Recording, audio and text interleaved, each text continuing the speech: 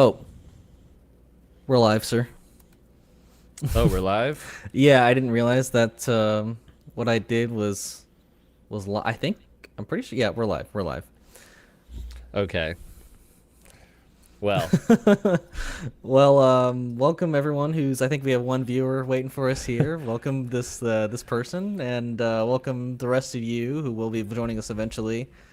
Yeah, this is our end of January live stream, where we kind of just have a more relaxed, chill discussion, and usually we have a guest with us, but this month we're guestless, and we'll just have a little one on one. yeah, we got a lot of stuff to catch up on this past week. So, Yep. we thought we would just, have a pretty laid back conversation about it all. Um, I am currently trying to link people on our Instagram story, so I might be a little out of commission for a second, but Yeah, but but go ahead, Ian. we'll be talking about things like Daredevil and Avengers Doomsday. On the Marvel side, we'll be talking about things like the Lantern series and Superman footage on the DC side. Um, maybe I had an idea that maybe we'll all watch a new trailer together if we want to do that. Oh. That could be. I don't know if there's any trailers that we haven't kind of like a live reaction. Yeah, I mean, Um, we could possibly do that. yeah, yeah, Also, is there just real quick? Is there any way to move my screen yeah. over a little bit? Let Just me like a little off to the side. let me see what I can do for you, Zach. Thank you. Yeah. Um. All right. So I don't really know what we should start off with yet, but I don't know if you saw the Captain America teaser that had recently I saw it today. I don't know Uh-huh. if it came out today or if it came out over the weekend prior. But there was at least Mm. two bits of information that were kind of linked with it. Did you see it, Ian? I haven't. I'm just trying to fix your thing, and it's not really going well at the moment. So, Okay. bear with me, people. Apologies. Well, while Ian's doing that, basically, I saw this little teaser on Yep, Twitter, we're good now. and basically, it did confirm the theory that in the celestial Tiamat that's in the Indian Ocean, Hmm. that it is in fact made out of adamantium, and that it's stronger than vibranium. So we're confirming that it's stronger than vibranium. We're confirming that Cool, cool. adamantium, and it seems like it's a race between nations and between different Yeah. uh, parties to obtain it. And we'll say it feels like we've been able to gather that through like reports and leaks Right. and the trailers and whatnot. But cool to see confirmation. So I want to go back to that in a second, but the second bit of information, which is not as big, because Hmm. I think for some people it's not even like a spoiler, or something that they were conceiving of. But I was like, well, if Sam Wilson's gonna go up against Red Hulk, does he in fact take the super serum at any point? Which I feel like would be a bad thing for his character to do. I think what makes him Agreed. more interesting is that he doesn't have it. Right. Well, in the teaser, it said he's like, "Man, I should have taken that serum," and as he's about to go and fight Red Hulk. So also kind of the confirmation that he's not getting the serum. He's still gonna be like this dude with Wakandan uh, Captain America armor and wings going up against the Hulk, which is insane. But that's what's Which is what I happening. want. I want a R- larger than life fight. right. Give me a challenge. And so I thought that was cool. It was like we're gonna stick with him being not souped up and all that. But going back to the adamantium bit, So I remember hearing that Kevin Feige said recently that X-Men were going to be showing up sooner than you realize. And with this confirmation that adamantium is a part of this world now, and also this is something I actually am just thinking about now, the fact that a celestial is the one that is like comes with this adamantium power or adamantium material. If I'm not mistaken, I'm fairly certain that the Eternals in the comics, there's like, what were they called? The bad guys in Eternals. It was like the Deviants or yeah, the Deviants, and then you had, I think, just like regular humans, and then I think you had mutants, or at least there was like if I'm saying in the comics. I'm saying in the comics that like they gave way, the Eternals gave way to the X gene in mutants. Right. So I'm wondering if by the emergence of this celestial, there's an awakening of the X gene somehow, or something comes along where they are in fact like the reason that the mutants come into the MCU in a way that like they hadn't been there before. But yeah, even if it's not Wolverine, like we get our new Wolverine in this movie in a weird way. That would be so wild. But yeah. I do have a feeling that we're gonna have at least one X-Man of some sort In this movie? In this movie. Wow. Bold prediction. I think we're gonna have an X-Man. I think we at the most, I think we're getting an end credit scene with an X-Men member. Sure.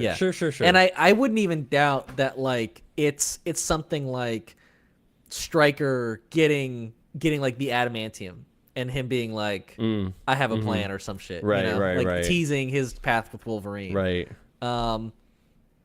I think that would be enough for a lot of us because like we don't need to see the next Wolverine yet. At least it doesn't need to happen in Captain America: Brave New World. You know. Sure. Okay. Somebody like here's an idea. What you said with Stryker, which would be very cool, very like, but at the same time, we would be then saying that we would then be saying that Wolverine is only is a new, like he's not been around for a while. He's starting out, well, maybe he's been around for a while, but he's getting the adamantium now, present day, as opposed to having it for like a good bit. But I would also, this would be like not a super deep cut, but it would be a deeper cut for like people who are just like halfway into comics. But if we had the Senator, who is like the main kind of antagonist with some of the X-Men, I think it's Senator Kelly. Okay. So even if we got like a brief moment of like the United Nations talking about, or like Congress talking about the future of mutants and humans in the world, or just like this adamantium, like you get like, and Senator Kelly said blah blah blah, or like, Senator Kelly, what do you have to say? Like, I think that these mutants are whatever, like this is a problem. Well, and even all of the X-Men film fans would be like, Senator Kelly, because like that was the main guy in the first movie. Yeah, really, who was against mutants publicly. So. Exactly. Yeah. So I'm thinking. I think that's a good route. I like that prediction. But I'm not opposed to the idea that we get an like X-Men. a team up. No. Well, I don't think so. But I'm just saying, like, especially with the fact that this apparently what comes out of this like Giancarlo Esposito, his character, which His is Sidewinder. Sidewinder, right? Apparently he said like there's gonna be a movie and then there's gonna be a TV show related to his character. Well, what I heard is that this is the movie, and then like Right. after this, he'll be in a TV show, right? Right. So Yeah.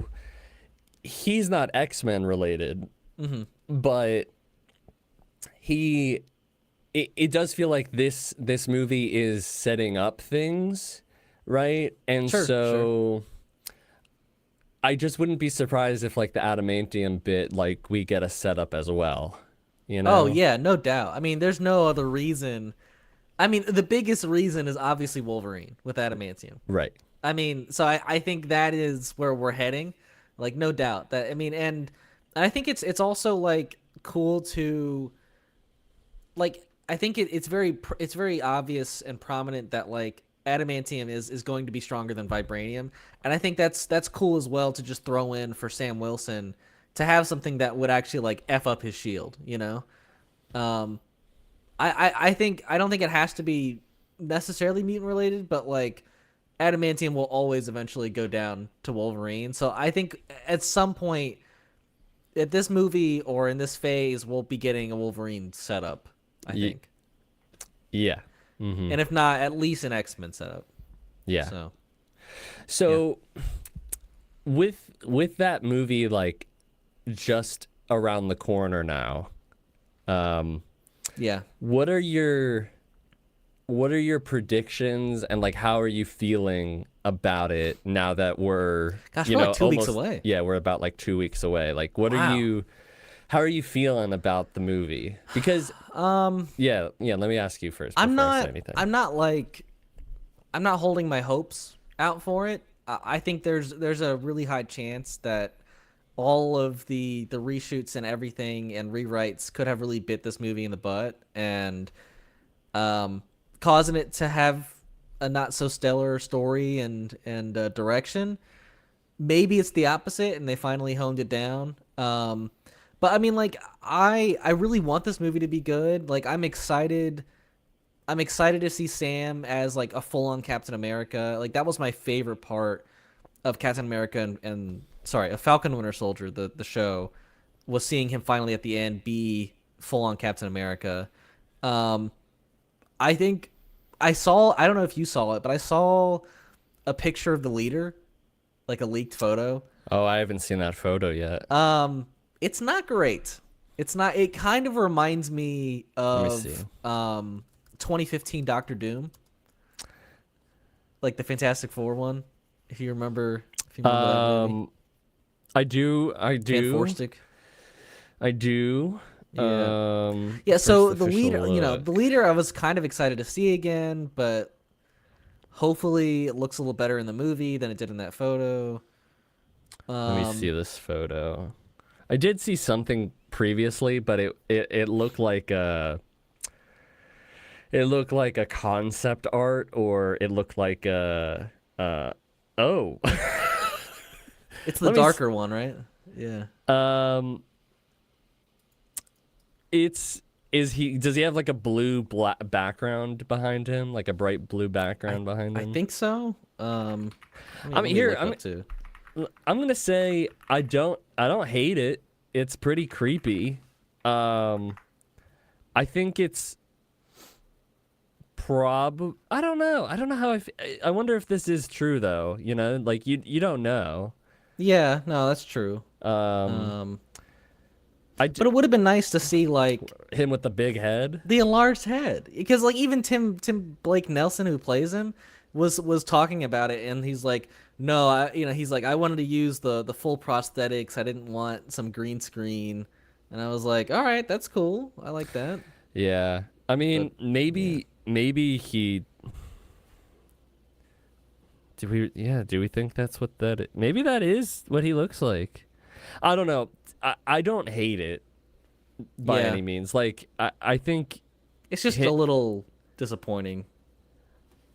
I think. I don't know. But here the counterpoint to it, I would say, if this is the actual photo, the actual way that he looks. It's this one you're you're referring Yeah, to, yeah, right? yeah, yeah. Okay. So like the counterpoint to it to me would be we saw them with like MODOK go really like in recently for a lot of their Right. characters recently ditch tasteful adaptation for comic accuracy, and you get like something like MODOK, which is Well, only in design, MODOK was MODOK. You know, like that's. I mean, Darren Aronofsky or whatever his name was, or like whatever Darren Cross. Darren right. Cross. Yeah, that's not who MODOK is. You know. No, but I'm saying in design, No, like right. Yeah. the like it was goofy Yeah. It was. and I think like there is like a fan art of the Of Tim Blake leader Nelson. of Yeah. Tim Blake Nelson as the leader, which Right. like I thought Look okay, good. if you did that, like I could be into it, Yeah. but at the same time, like it. I know we're saying this Does while that feel like there's like a Red Hulk, but I'm just saying like it could have been like this kind of like goofy it's too moment goofy? where Right. like this guy looks like his head has these like pustules and he's like I yeah, I know I what you're don't trying to know. get at, but like at the end of the day, it's like wait, yes, they're trying to make this a dark like political thriller almost, but like at the end of the day, this is a Marvel movie, and we have a guy flying around with a jet wing pack and the president as a Red Hulk, and like Yeah. let's just go No. all out, you know? Let's stop holding back. I'm gonna reserve my judgment until I see the movie. Yeah, yeah, Sure, I would have liked the big head.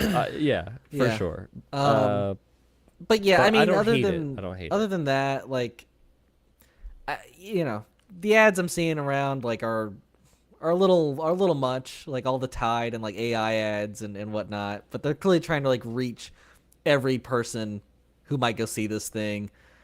Yeah, I don't know. Like, I'm not incredibly excited about it, but You're not excited about the movie?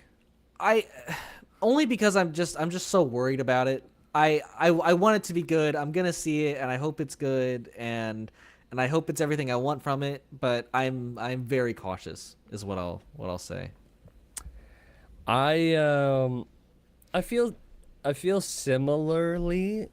Uh, I feel similar. Like I can't tell if they're doing like a Deadpool and Wolverine kind of marketing where they keep showing the same stuff because they just don't want to spoil things about the movie, or if they don't have a lot of interesting stuff to show past Because what we're they have. seeing so much of that Red Hulk But fight in like every trailer and ad like we're also seeing like very little like the same of it. bits of it. Sure, it's So the same so bits. Yeah, that's why I'm like I'm hopeful that they have something that like they have a lot to show us, that it's not just like bullshit.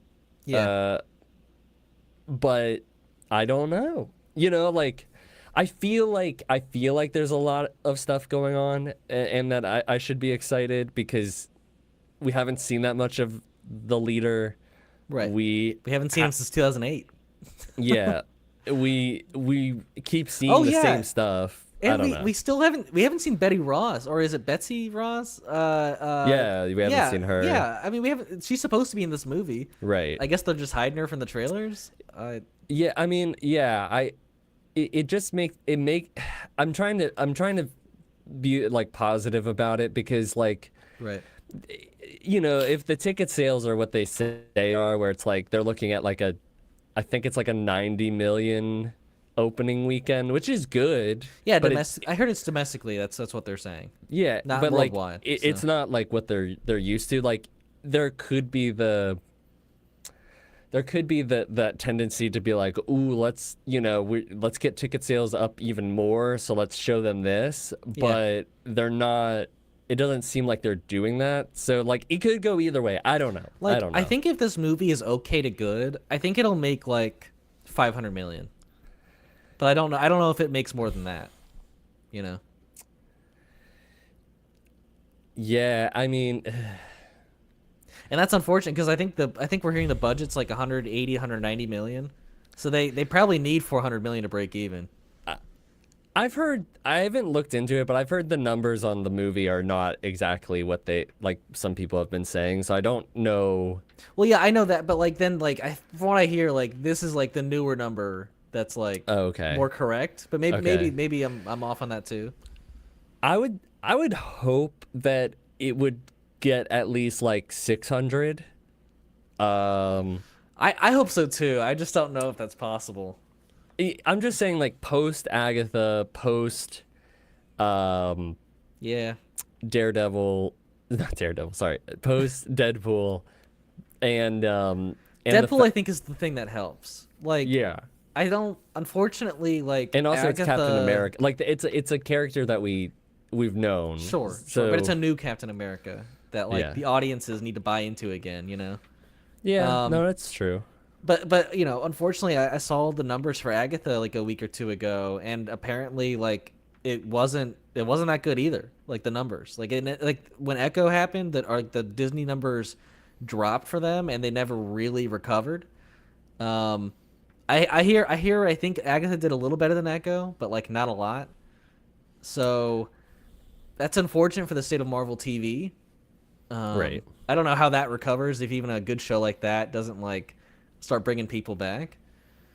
But like I at least felt like we were having like conversations every week and like there was a discussion in the fan base every week of Agatha, whereas with Ego there was like none of that, you know. Right. Yeah, I mean, I think just like word of mouth and that it's, if it's quality, like it's the same thing that like people still to this day are like, oh, you gotta check out WandaVision, you gotta check out WandaVision, and so Yeah. everybody goes and checks out WandaVision, like, oh, that was good. Right. Um, I don't know. I think like, I guess my question is, if this is not a great movie, or if it's just like a mediocre movie, like what do you think happens to Thunderbolts? What do you think happens to Fantastic Four? Like, I don't know if those movies get affected per se. I think they absolutely would get affected. Like, you're saying if this is a box office failure or a critical failure? Um, 'Cause I think box office failure is bigger. I guess box office failure. Yeah. No, well, no, like critical failure, because I think the box office, like they still have a lot of baggage weighing them down. It's the same thing with like Superman. Like Superman, I don't. It's tough to say because with Superman, Right. there's two things that I think about, which is one, it has all of the past movies that are weighing it down and people's perception of DC movies. So and like the last at least four movies like were failed or didn't even break even. Right. And then but on the other hand, it's like the fifth most popular trailer of all time, and all the movies that it's next to all made over $1 billion. Yeah. So it's like like that's but like obviously like this is not that same thing because I'm not Right. saying that Superman Right. will make $1 billion, but the fact that No, it's up yeah. there with the amount of people that have like watched it and all those other movies made $1 billion, I'm like, it could.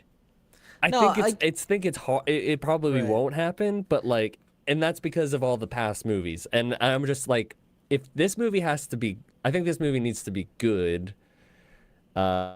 It doesn't need to be like box office successful though. I don't know. I mean, like, I guess I'm just not seeing like how, like they've already filmed, and pretty much like have wrapped the story for both Thunderbolts and Fantastic Four. I just don't know how like this not doing well affects those two movies. You know? Well, like box office wise. Oh, I thought you meant like Marvel No, touching no, them no, after no, this, and I was no. like, well, I mean, I guess they could reshoot again. No, like them. yeah, no, their like yeah, success. if it's not critically received well, um, I think Thunderbolts takes a massive hit, unfortunately. I think weirdly Fantastic Four is like gonna be some special exception, like just like how Deadpool and Wolverine was. Because you brought back two characters everyone loves, you're bringing a new part of the MCU that we haven't seen yet. Really, I mean, we had Reed Richards and Multiverse of Madness, but we haven't seen the Fantastic Four family yet in the MCU. Plus, this is outside of the MCU's like 616 universe.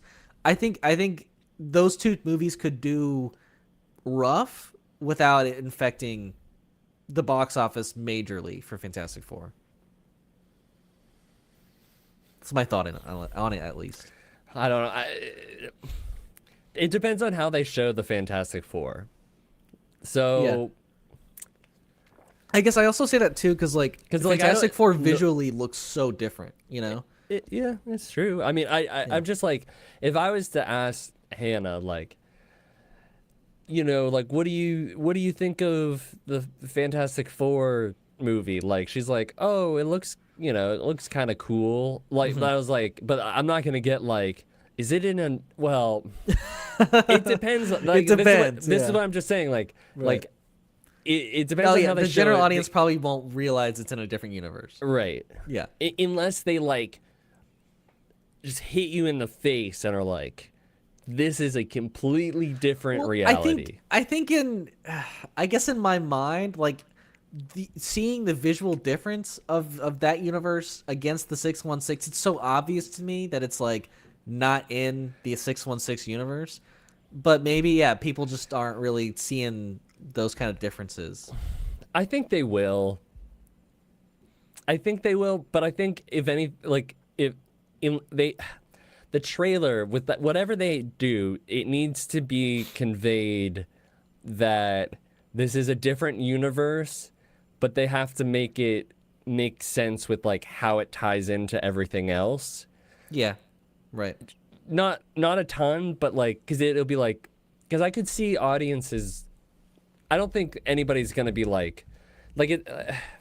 I know people are like, oh, you can't have this many Batman. Like, audiences will get confused, and like they are not Right. confused. Right. Like they get it, but I don't know. Maybe they won't care. Maybe they'll be like, oh, it Yeah, just looks 'cause, like, cool. I don't know. If the audience is already like, I guess what I'm kind of saying is like Disney's expecting audiences to not be confused by Robert Downey Jr. being Doctor Doom, right?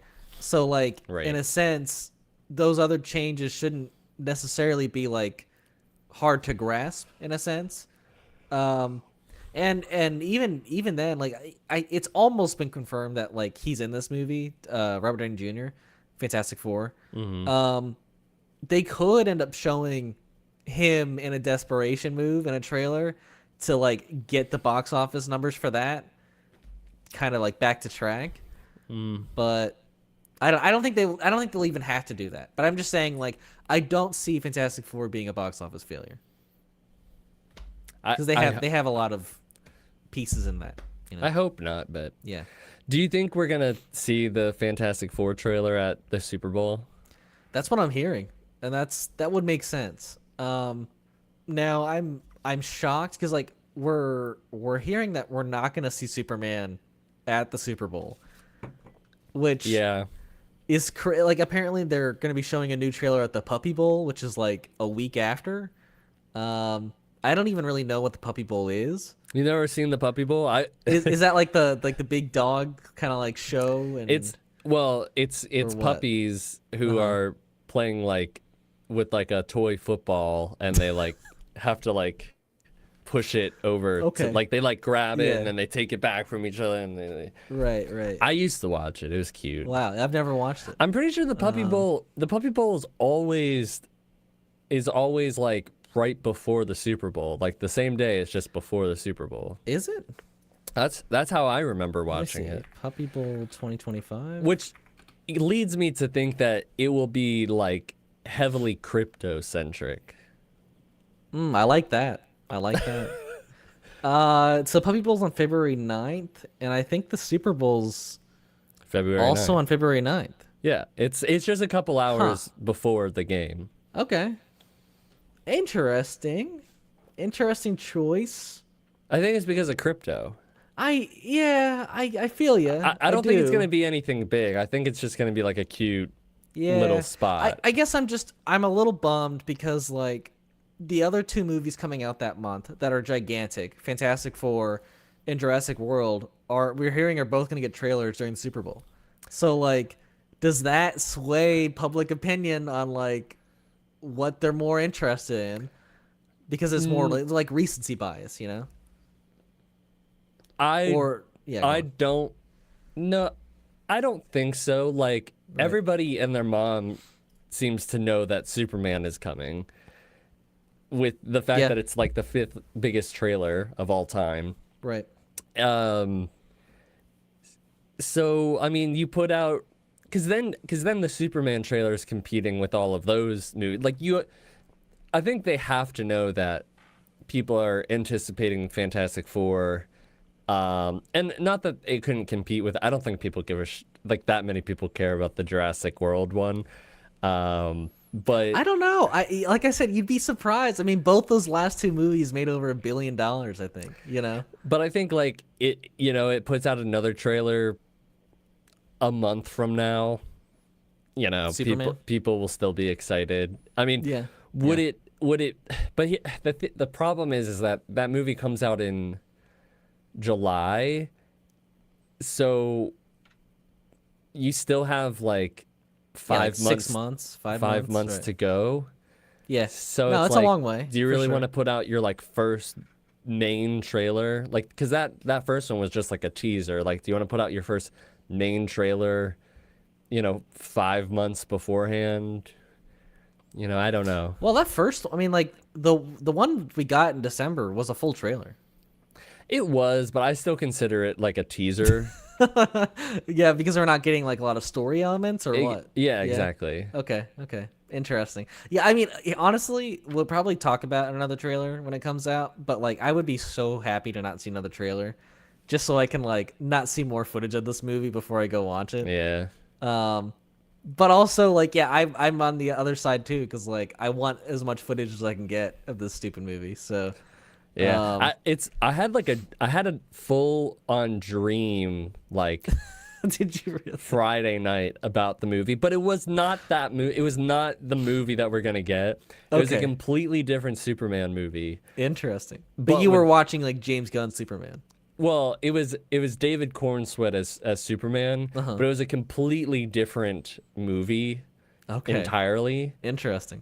And it was Something your mind cooked up. it took place like 100 years ago, Whoa. and then okay. the movie like comes forward to present day, and like Superman has like a heart condition or something. What the heck? It was very Wow. strange. It was very Okay. strange. It's So very interesting. strange. Yeah. Yeah. I love that though. It's very weird. Yeah.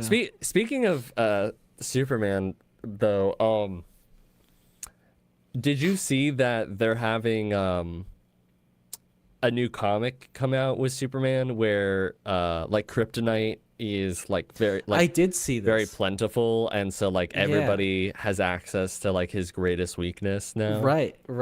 Yeah, I was like, not a crazy concept, but I think it has potential. I'd be down to read that one.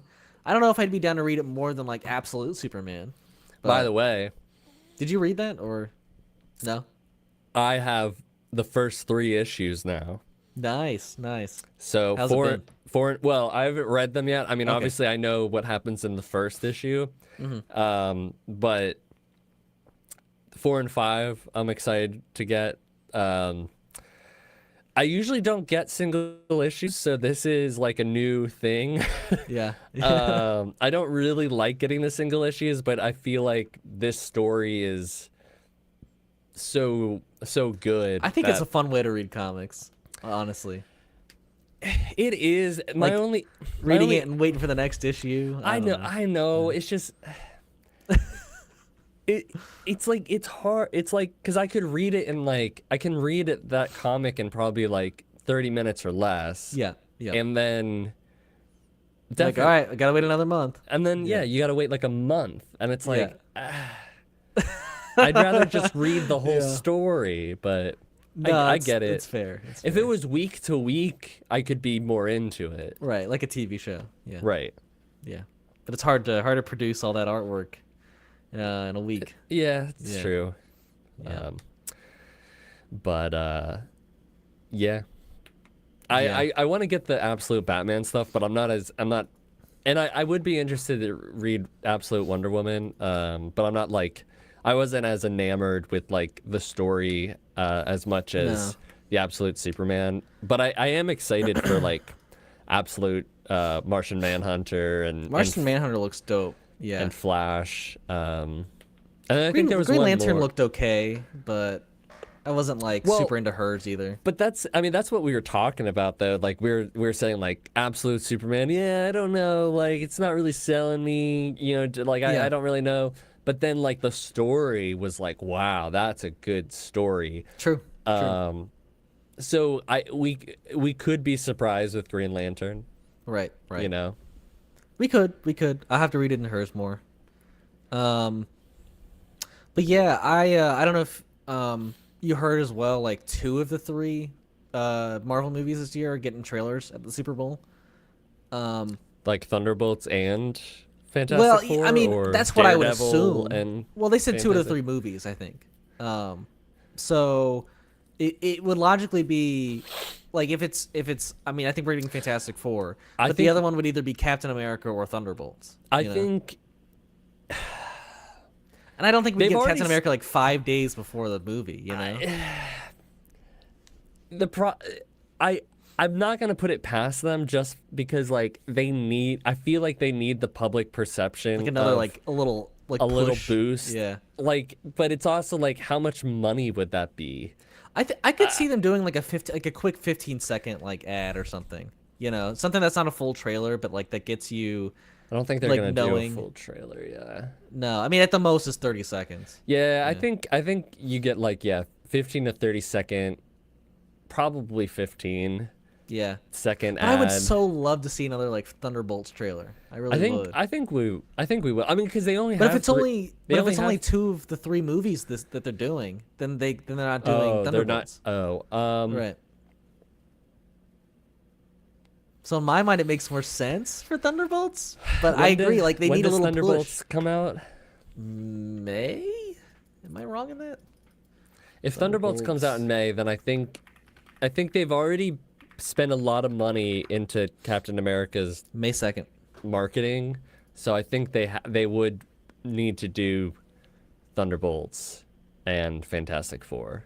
I weirdly would like them to. I feel like they should delay either Thunderbolts or Fantastic Four. But here's the other thing. If I'm Marvel, do I want to like separate the attention that like my movies get instead of like focusing all in on like the big thing? Everybody talks about just Fantastic Four versus Fantastic Four and Thunderbolts. Or do I do That's like fair. That's a fair. short 15-second thing of Captain America, you know, coming out next week, and everyone's like, "Oh my god, I know that was coming." Right. Some people who don't know, and then put out Fantastic Four. I agree. I think that makes more sense. Why try and like split the excitement between your movies? Just go all in on one, really. Yeah. Yeah, that's unfortunate, but that's fine. But I just feel like those 3 movies coming out all before like July, all before August is just a bit much, Like February to May to July. I feel like we should just like May to July is crazy for 2 movies. Yeah. Maybe we like put Thunderbolts in like September or October or push Fantastic Four to like September, October. I don't know. I mean, I feel like Fantastic Four needs to be a summer movie, weirdly. Well, that is. I mean, that's what it's gonna be, right? Yeah, but I don't know. I selfishly just don't want those 2 movies like taking box office impact from each other. Like I want them both to succeed, and they're both too close to each other. I want them to split up a little bit. I hear you, Yeah. but I think with the way that the summer is always like the biggest moneymaker besides like Christmas weekend, Right. for movies, like they kind of have no choice, and all of those movies are gonna make whatever money that they're Yeah. gonna make Yeah. that weekend, and Gosh, I wonder who's getting the IMAX spots. Because like they only have one IMAX spot, you know. Let me look up. I gotta say, like it's probably gotta be Superman. IMAX spot in July of 2025. Okay, interesting. The answer that came up for me is the movie, the re-release of Seven. Yeah, they probably don't have it set yet. So Yeah, I just know I see like announcements like that quite a bit where they're like, this movie's gonna be getting the IMAX like like theaters for 2 weeks to a month or something, and yeah, when it releases. But yeah, I guess not. 2025. Oh. So yeah, Superman is getting an IMAX release. Yeah, so it might be only for like a week or two, though. Superman will have it for 2 weeks, and then Fantastic Four gets it July 25th. Yeah, that makes sense. Wow, so that means Jurassic World's not getting it at all. Okay. It's fine. That's fine. That's fine with me, sure. Yeah, I agree, but I'm just a little surprised. Well, who gets it instead of Jurassic World? Hold on, I just closed it out. Let me pull up my little history switch. I mean, by the way, I am very curious for Jurassic World. What's it called again? I don't know. Resurrection. I have no idea. But yeah, so what has it now is that I think it's Rebirth. The movie that has it now, it looks like it's gonna be they're saying it's called Untitled Formula One film. I think that's the Brad Pitt movie. I think that's the Brad Pitt one. Yeah. Yeah. So that'll have it for Nice. 2 weeks. Nice. Yeah. That I like that. I want to see a good Brad Pitt movie. I am excited to. You're excited? Well, sorry, not excited. I'm curious of that The Gareth F1 movie? Edwards. No. Oh, the Jurassic World. I am too. I am curious about it because obviously he makes a visually stunning movie every time. You're just not. We're just talked about how we're not crazy about the story so far. It's just like, how many times can you beat a dead horse? Like, Yeah. it's just, we've done this idea so many times. Like, how can we do a fresh spin on it when Right. we just saw the last one like 2 years ago? Wasn't that 2 years ago? Jurassic Yeah. World Dominion. Mm-hmm. Yeah, like we're going too fast. Like, give us like a 5-year gap and then give us another movie. Right. I don't need another one now. So I know we're getting close to like an hour into this, but I Are thought we we really? could talk about like what we did for our thumbnail, which was all the Daredevil stuff that's come out. Sure. So for anybody who doesn't know, there was some comments made by the Daredevil director of the Daredevil Born Again show that's coming out, or the showrunner, Dario Scartapane? Scartapane. So I think his comments have kind of rubbed people the wrong way, and Well, I know like one of them was taken out of context early on. Which one was that? The one where he basically was like, the show is a lot less navel glazing than before. Right. And he said the earlier show at its best was fantastic. At its worst, it was two characters in a room talking about what a hero is. I felt that had been done. I'm not taking swipes. I just didn't want to hear characters grousing about their lives. So from what I heard about like the full context of that interview was that comment was about like before the show was reworked and not about seasons 1 through 3.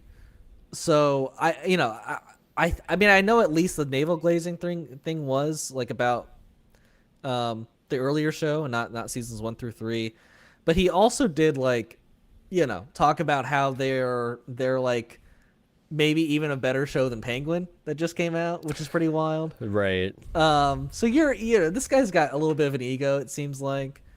It's either that or he wants to like hype up his show, but he's Right. not exactly Going having the about it the best right like way. Yeah. sound bites or like No, quotes. he's not.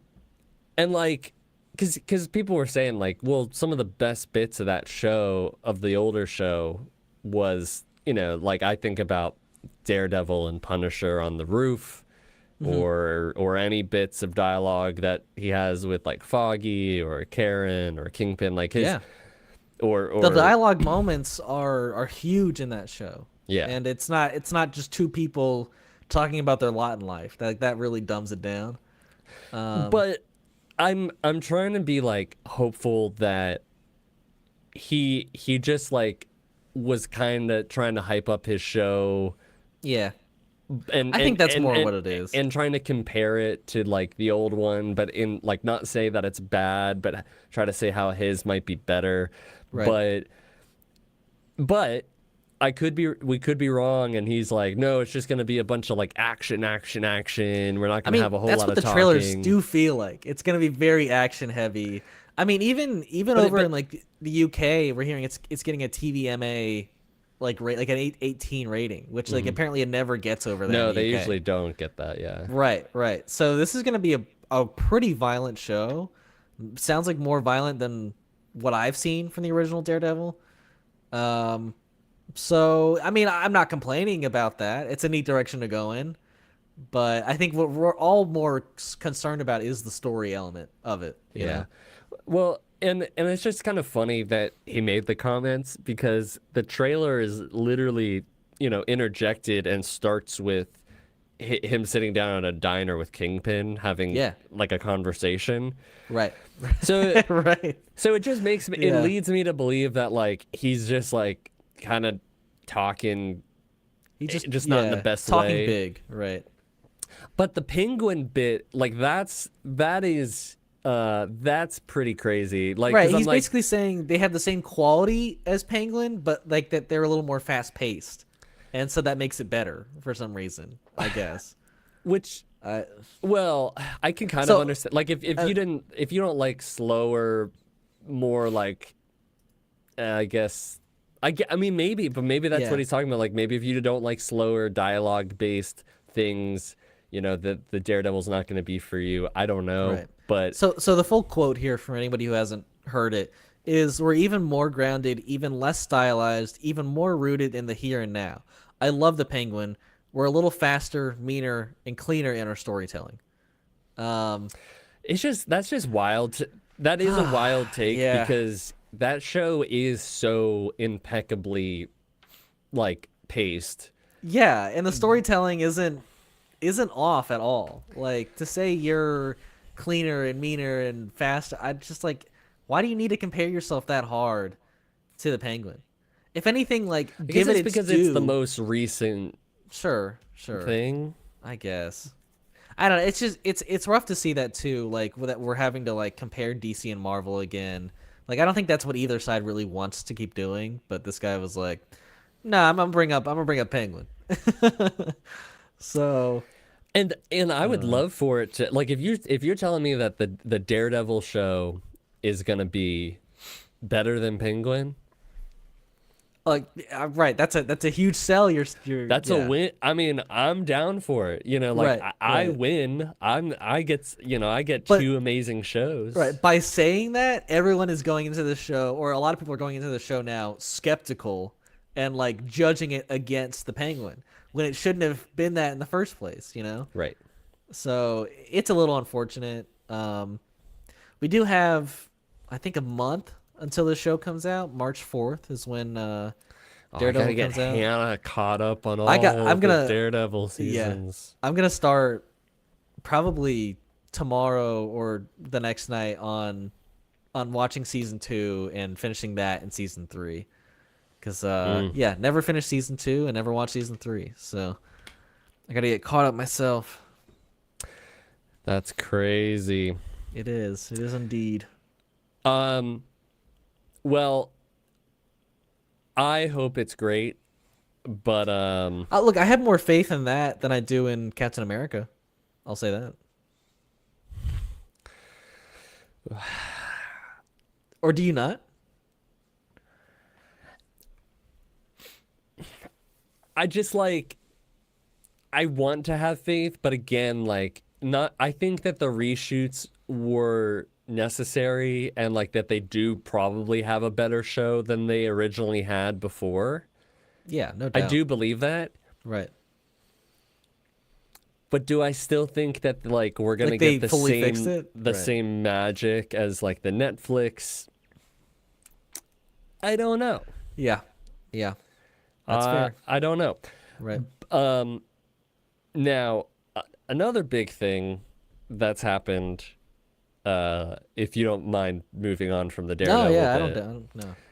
So, I know you're not crazy about the Oscars, but I actually really enjoy the Oscars, and Oh yeah, we can go through those.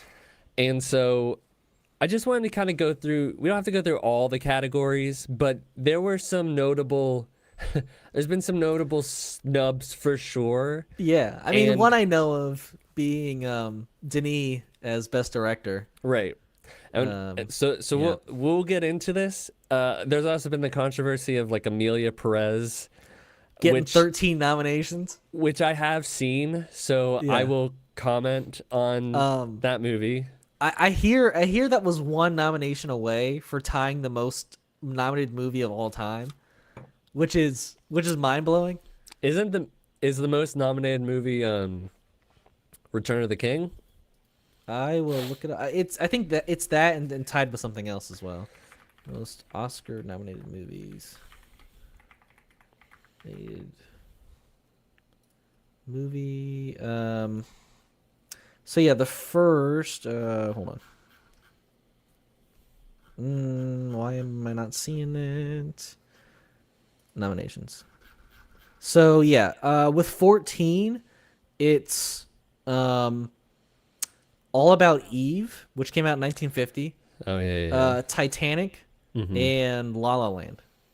Oh wow. Those Okay. three hold the top 3 spots, and then Emilia Perez tied Gone with the Wind, Forrest Gump, Jesus Christ. From Here to Eternity, Shakespeare in Love, The Fellowship of the Ring, Chicago, The Shape of Water, and Oppenheimer. Let me tell you, it does not deserve it does not deserve to be anywhere near any of those movies. I can solidly say it does not deserve to be I there. mean, just from all the clips I've seen, it doesn't seem to be that quality, or maybe not as quality as those movies. Right. I think I gave it a 1.5 stars. No way. Oh man. Yeah, I'm hearing. Yeah, like, but maybe not related to that. But I'm hearing only the audience in America was like a fan of this, and even then, like, it was so polarizing in America that like it seems like only the critics weirdly like this one. It's so bizarre. I don't know. Yeah. Now, okay, so best film editing, Uh-huh. Amelia Perez. If you look, if you see this movie, you'll go, How did it get really? right? Editing. Right. And no Dune Part 2 editing. Crazy. Yeah. Conclave, Wicked, Anora, and The Brutalist. I've only seen Amelia Perez, Wicked, and The Brutalist so far. So out of all of those, I would probably give it to... I'd probably give... It'll probably go to, like, Wicked, but I really like... Yeah. I really liked The Brutalist, so... I really do want to see The Brutalist still. It's very good. That's a long watch. Yeah. Costume design, cinematography. This one's crazy. This is Oh, boy. absolutely Amelia right. Perez. Uh-huh. Which, if you see, I swear to God, if you see some of the shots that they had, it compared to like I don't know, like most movies this year. Like there is a particular scene where Zoe Saldana's character is trying to calm down Selena Gomez's character, and then I think her name's like Karina Gascon. She's the trans actress who's up for a nomination. And Wait, isn't that the one who's in like huge controversy right now? Yes, or is it the other? Oh, okay. Yeah, and like there's these like side by side like images of them that'll like Zoe's here and then the other one's here and then it'll switch to Zoe and then the other one will be here, and they're like both have this like colored background behind them, and they're not really anywhere, but they're like that's happening for some reason. So it looks more like a music video than anything. And like there's one bit where like one of the nominated songs is one that Selena does, but it's all like from the perspective of an iPhone. And I did see that clip. I saw that one. Yeah. Like to me, none of it was like I didn't once look at it and go, "Wow, that is some." Like I might not That's like some great this movie, choreography and but the way that the camera's moving, or the way that it's like the shots, or the way that it's set up shots, or whatever. None of that I would have ever thought. Like I never once thought like, wow, that's great cinematography, right? But then you have Dune Part 2, Nosferatu, which I was like, that's pretty cool, and then The Brutalist. And Maria, but I haven't seen that. Okay. I mean, I really love the way that like The Brutalist is shot, but like that's more of like,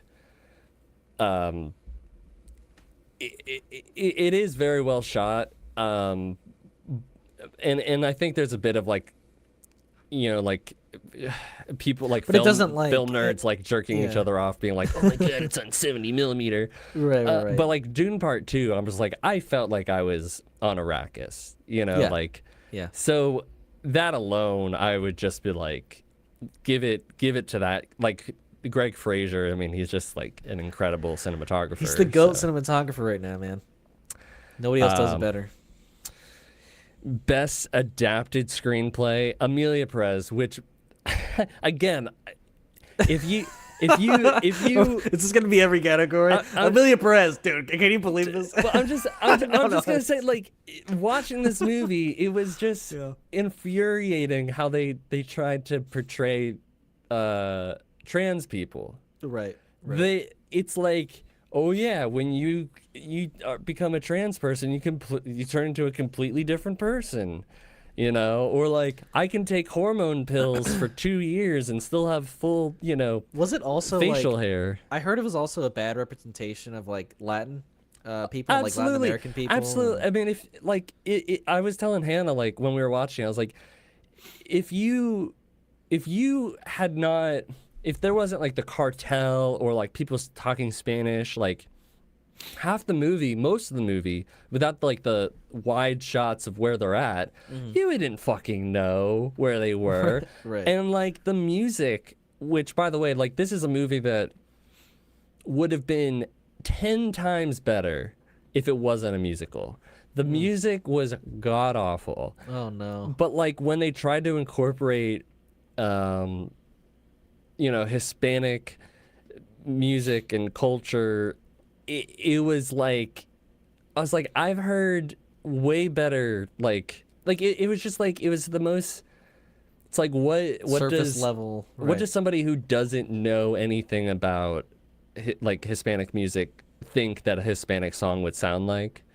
And that's kind of what you got. And it wasn't until like the last song of the movie, which started off good enough, like it had like some like traditional instrumentation that I would associate with like Mexico City, but then it was just like the same thing over and over, and I was just like, oh my god, They're just singing the same thing over and over is driving me crazy.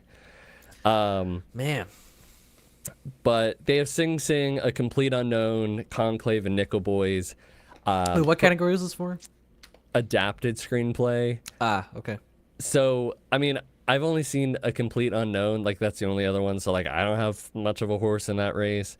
But it just, like, to me, I was like, horrible screenplay. Yeah. I guess you haven't really seen some. Okay, at least, all right, best visual effects. You've probably seen, like, you've seen most of these. Okay.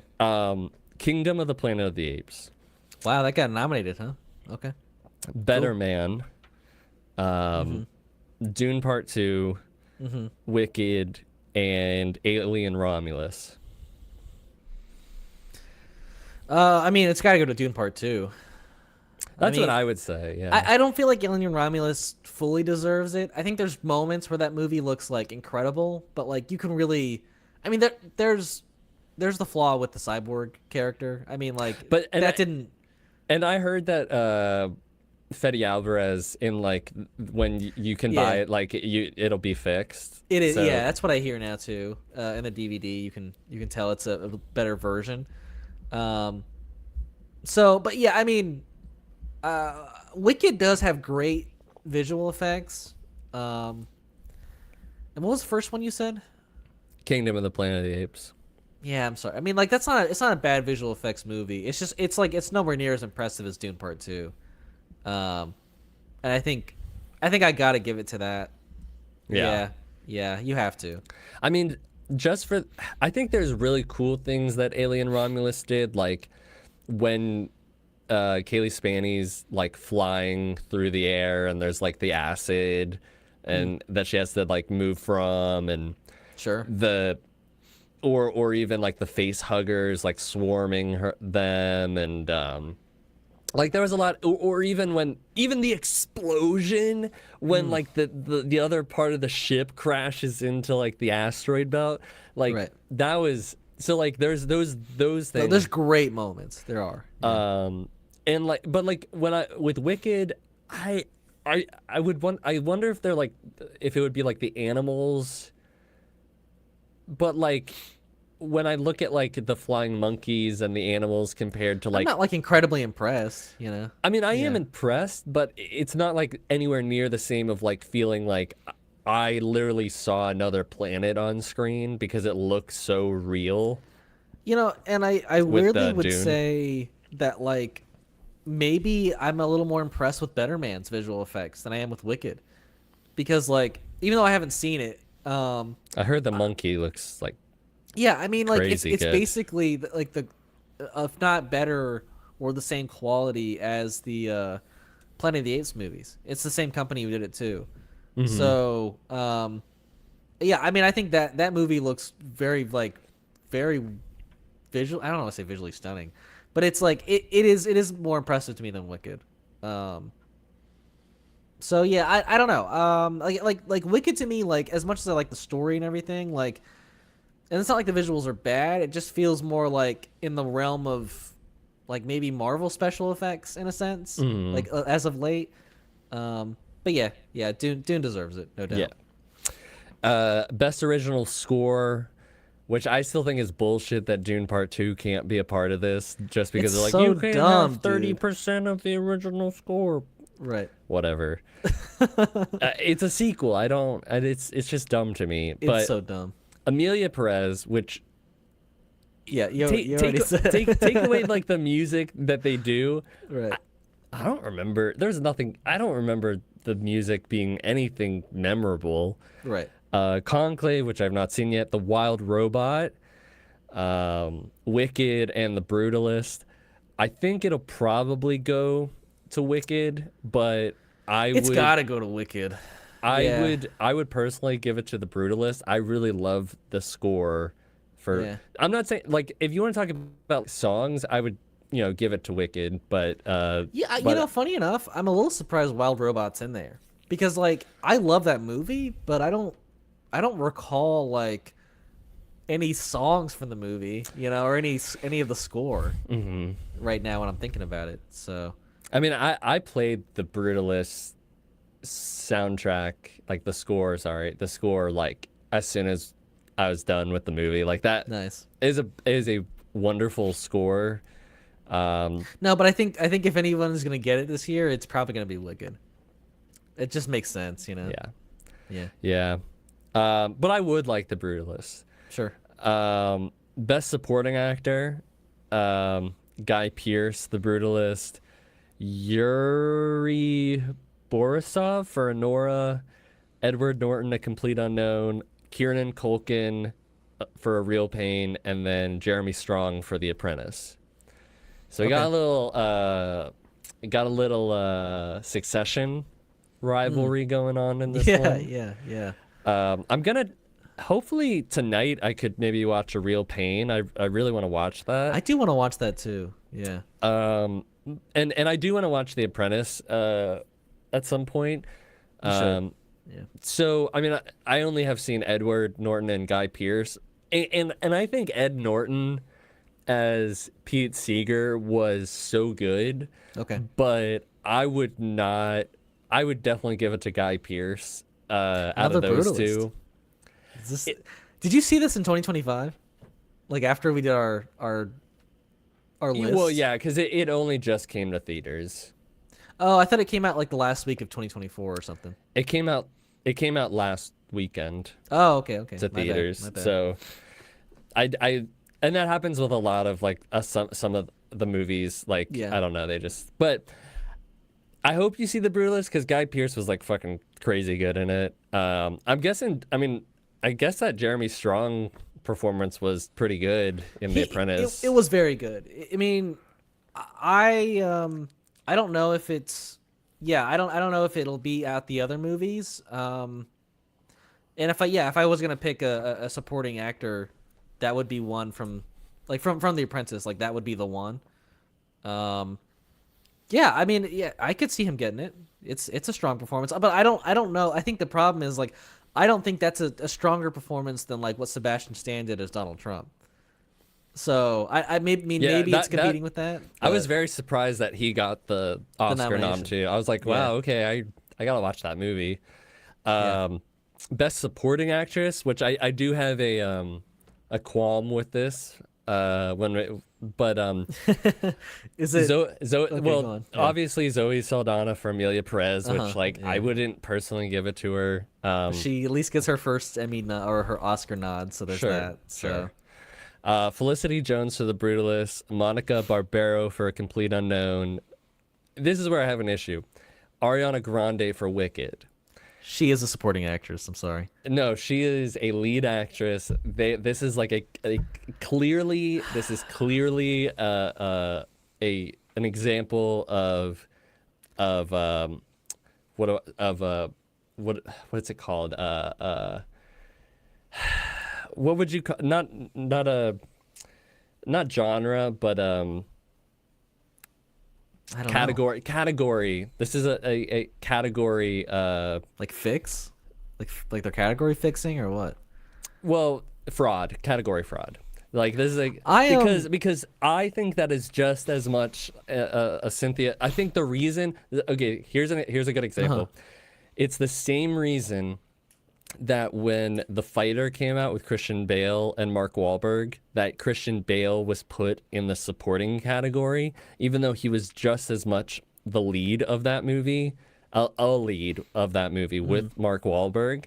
But they knew that like they didn't want to have them compete with each other, so they put them in the different categories. I see what you mean. I can see the argument for why Ariana Grande is a lead actress. Because they want like, oh, best supporting actress, best actress. Sure. I never felt like, wow, I'm forgetting her character's name in the Glinda. Yeah, I never felt like Glinda was the main character that I was following. It always felt to me like it was like Cynthia's character, and that's where I could definitely see the case for this being lead actress, supporting actress, but I don't fully disagree with you. I think you could make the case either way. I don't think it's egregious though that she's being here for supporting actress. So Well, it goes without saying, I would, and Isabella Rossellini for Conclave, but I would absolutely give this to Ariana Grande, like without a doubt. Yeah. I Yeah. I've seen 4 out of the 5 performances here, and I can, even though Felicity Jones could get it, For um, Brutalist. but I would give it to Ariana Grande. Like I think Okay. when you see what she did, like Ariana did, it's just like It's impressive. Yeah. it's pretty good. It's Like pretty good. like singing wise and acting wise, it's impressive. Yeah. Um, I don't really want to go into best original songs because, That's fine. Yeah. okay, best director. Corley Fargiet. I'm definitely butchered that for The Substance, which I was very pleasantly happy that like that director got it. James Mangold for A Complete Unknown, Sean Baker and Nora, Jacques Audiard for Amelia Perez, and Brady Corbet or Corbett for The Brutalist. Obviously, the director for Amelia Perez should not be there, and Right. it should be. But it's like, why is Denis Villeneuve? Because like this is like a clearly, that movie is far better. Well, and I also Then- feel like it's hypocritical for a movie to get nominated for Best Picture and not for a director in that category to be nominated for Best Director. Because like Right. they are like so much of the reason for how a movie comes together. And that's their direction. If it's in the Best Picture category, then yeah, give them the nod as well. But no. Fine. But I guess like all these movies, and the argument of that is all these movies are also in the Best Picture category, and you can only Right. have 5 for the director. Sure, But, like, sure. I- That's fair. In as much as I can't say anything because I haven't seen Anora Right. yet. But you're like Amelia Perez needs to be But- swapped. Because like I'm not gonna say that like and here's the other one. If not Amelia Perez, then I would take James Mangold out because as I did enjoy A Complete Unknown, Right. but You didn't think it was like it's not like Right. something like Dune right. personally. So because I would not put it, but I like The Substance. That director absolutely needs to be on that list. Like Nice. I'm surprised that they're on it, but I'm very happy because that's, that movie was incredible. That's Jack Schaefer, right? No. That's Oh, is 'cause that's who wrote it? Okay. did Jack Schaefer? No, because the director wrote the Substance as well. I thought oh, maybe not Jack Schaefer. I'm thinking of in our notes, I guess I don't have it here anymore. But yeah, I was seeing that the writer or director or whatever of WandaVision and Agatha was the one. I thought that she was the one who wrote and like did this movie. Or maybe I'm wrong. I don't know. What am I thinking of? I have no idea.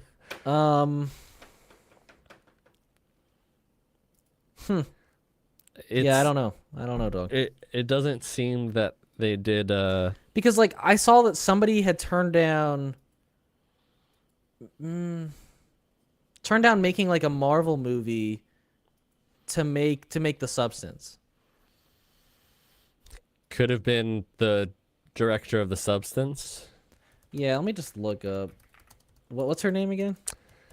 Oh, I couldn't. It's Corley Fair. They declined. Substance director declined Marvel's offer to helm Black Widow. Black Widow, that's what it was. Yeah. Okay. Yeah, that's it's a shame that we didn't get a better Black Widow, but probably good on her to skip out on that. Best production design. You haven't really seen. So wait, any of these. who would you have given it to? Would you have given it to Corley? For best Substance? director, Yeah. I would love if the director of The Substance got it, just Right. because they really like the way that Demi Moore, was directed, the way that they decided shots, the way that they walk this line between like camp and Mm. seriousness and comedy and horror and dark drama, and then the boundaries that they pushed, and like the like that it, like things were shocking but they had like meaning to it, and like deeper, it was like cathartic at times. I would love to, but if it's not them, then I would probably give it to the director of The Brutalist, just because. And that's to say, like I might watch Anora and be like, nope, Anora gets it, Anora, Anora, Right, Anora. right. But like I would then give it to The Brutalist, just because that was also a movie that was very well done and very layered, and it was almost like watching like a one of the like great American books of like, ever made. Right. So one of those, I'd be Yeah. happy with either one. Okay. Just Sounds more like The Substance. but yeah. if it's Amelia Perez director, I will shoot myself. Like that's Yeah. What is the Oscars air, by the way?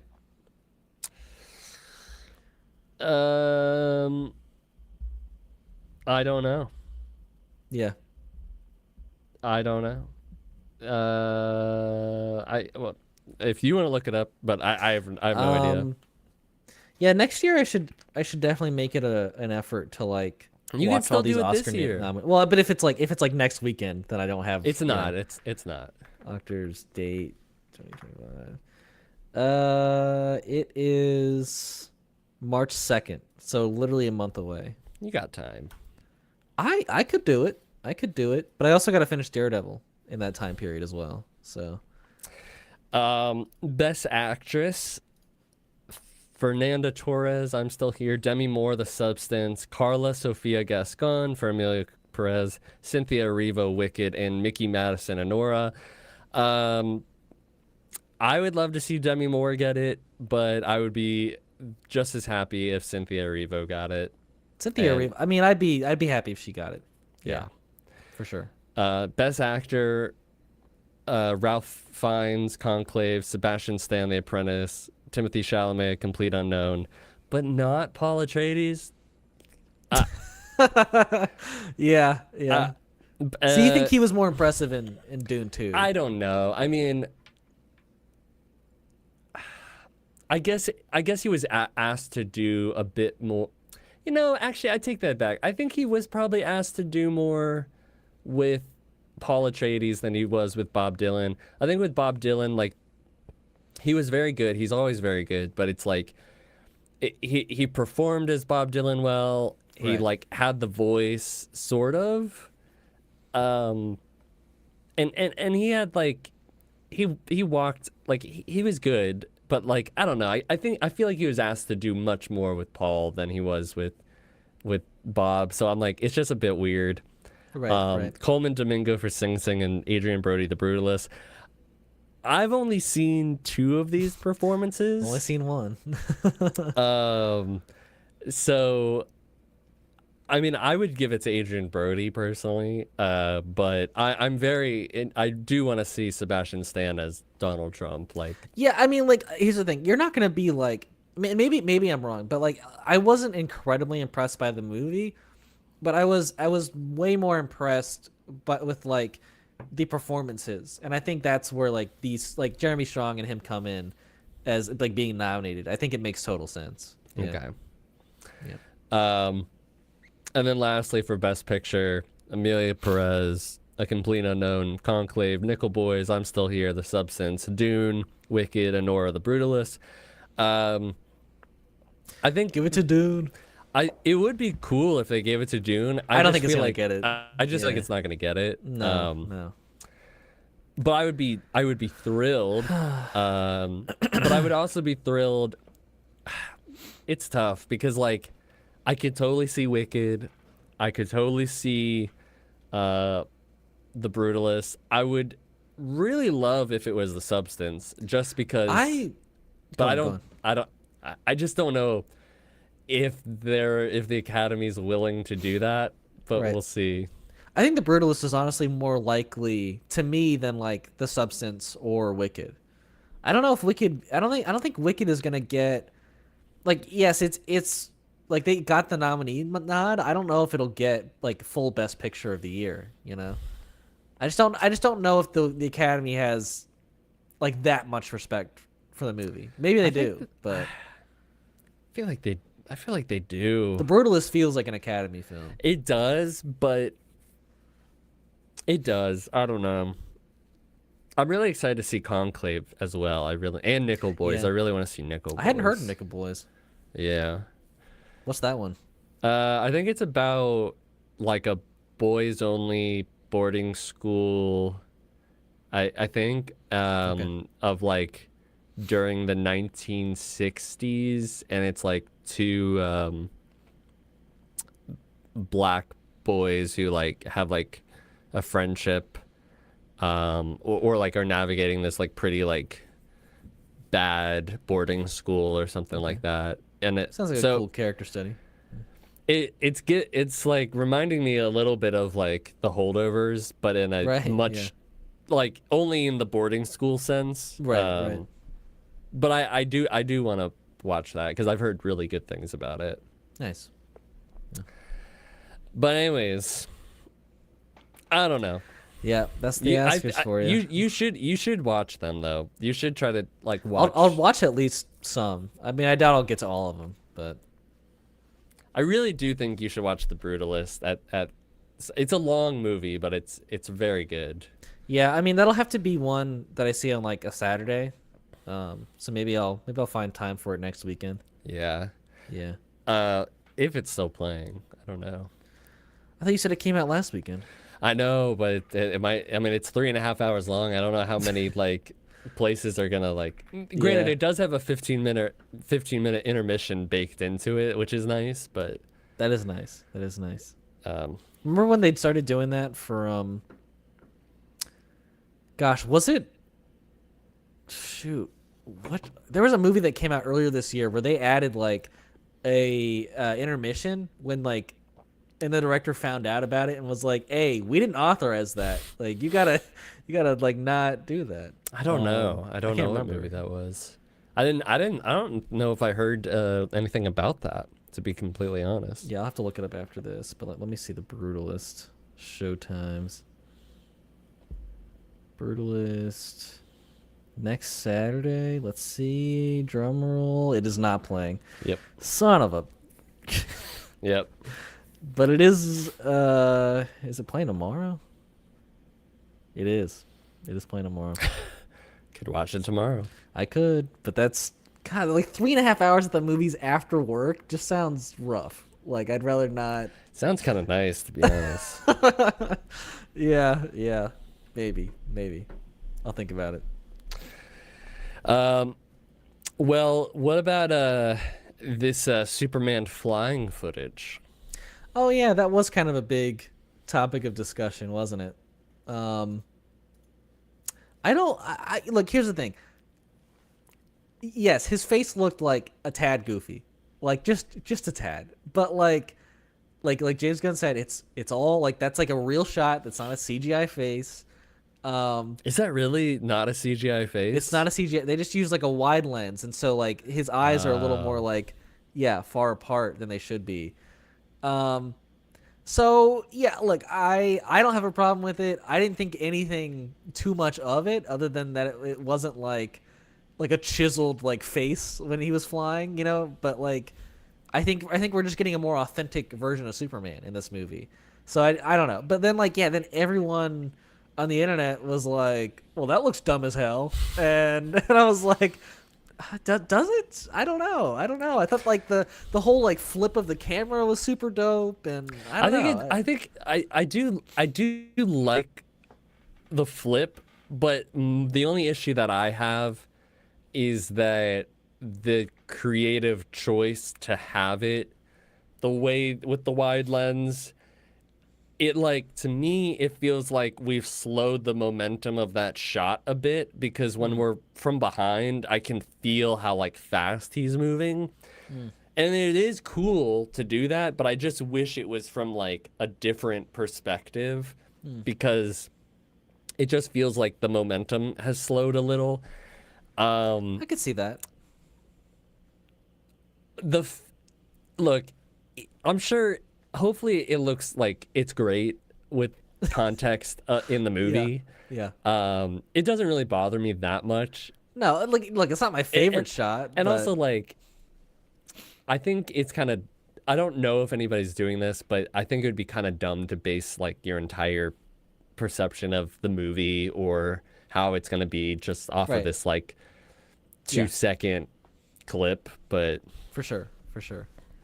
Yeah, I mean, look, and I don't think, yeah, like I saw some people were like, "Oh, all that hype for Superman and then one clip destroys it." And I'm like, "No, that like this one clip didn't like ruin the whole credibility of the movie. right, It's a 5 second shot that you'll see for that long in the movie, and then it'll be on to the next thing, and you'll forget about it. right, because like they're gonna have uh another trailer come out and people will be like, "Oh my god!" It looks so good." Yeah, right, exactly. So yeah, it's all about what's out now, and that's the latest thing people have seen, so they're talking about it. So But that isn't to say that like his face does look a bit strange. it looks, yeah. Look, I'm not gonna lie, it doesn't scream Superman when I look at that face when he's flying, but I don't know. It is what like they're trying to get a real look, so that maybe that's why it doesn't bother me. Like they have his hair like full on flapping in the wind, and But it, like but Henry's hair also flapped in the wind, I so don't think it's it like did. I think it did.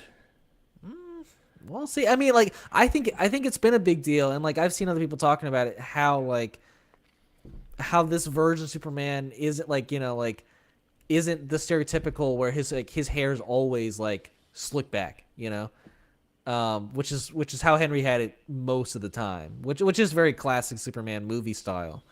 But yeah, maybe I'd have to go back and watch. But no, like I think like I don't have a problem with it because like it's the real look. They're not using a CGI face. I don't think it's a big deal, but other people have kind of blown it out of proportion. But I do get your comments. I get it. You know.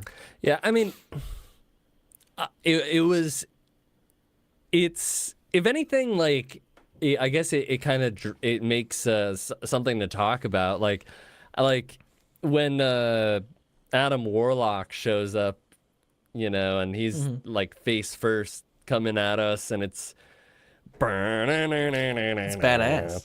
I Right. mean it's cool but it's also kind of goofy and I think that's what kind of like was so like there's a meme ability to it so But there's a charm there. There's like an authenticity there because it just like it feels like the comics, and it's yeah it's like it's not holding back from it, and I there's you a know. possibility that like this helps gather more attention to it Mhm. because people have been memeing it a little.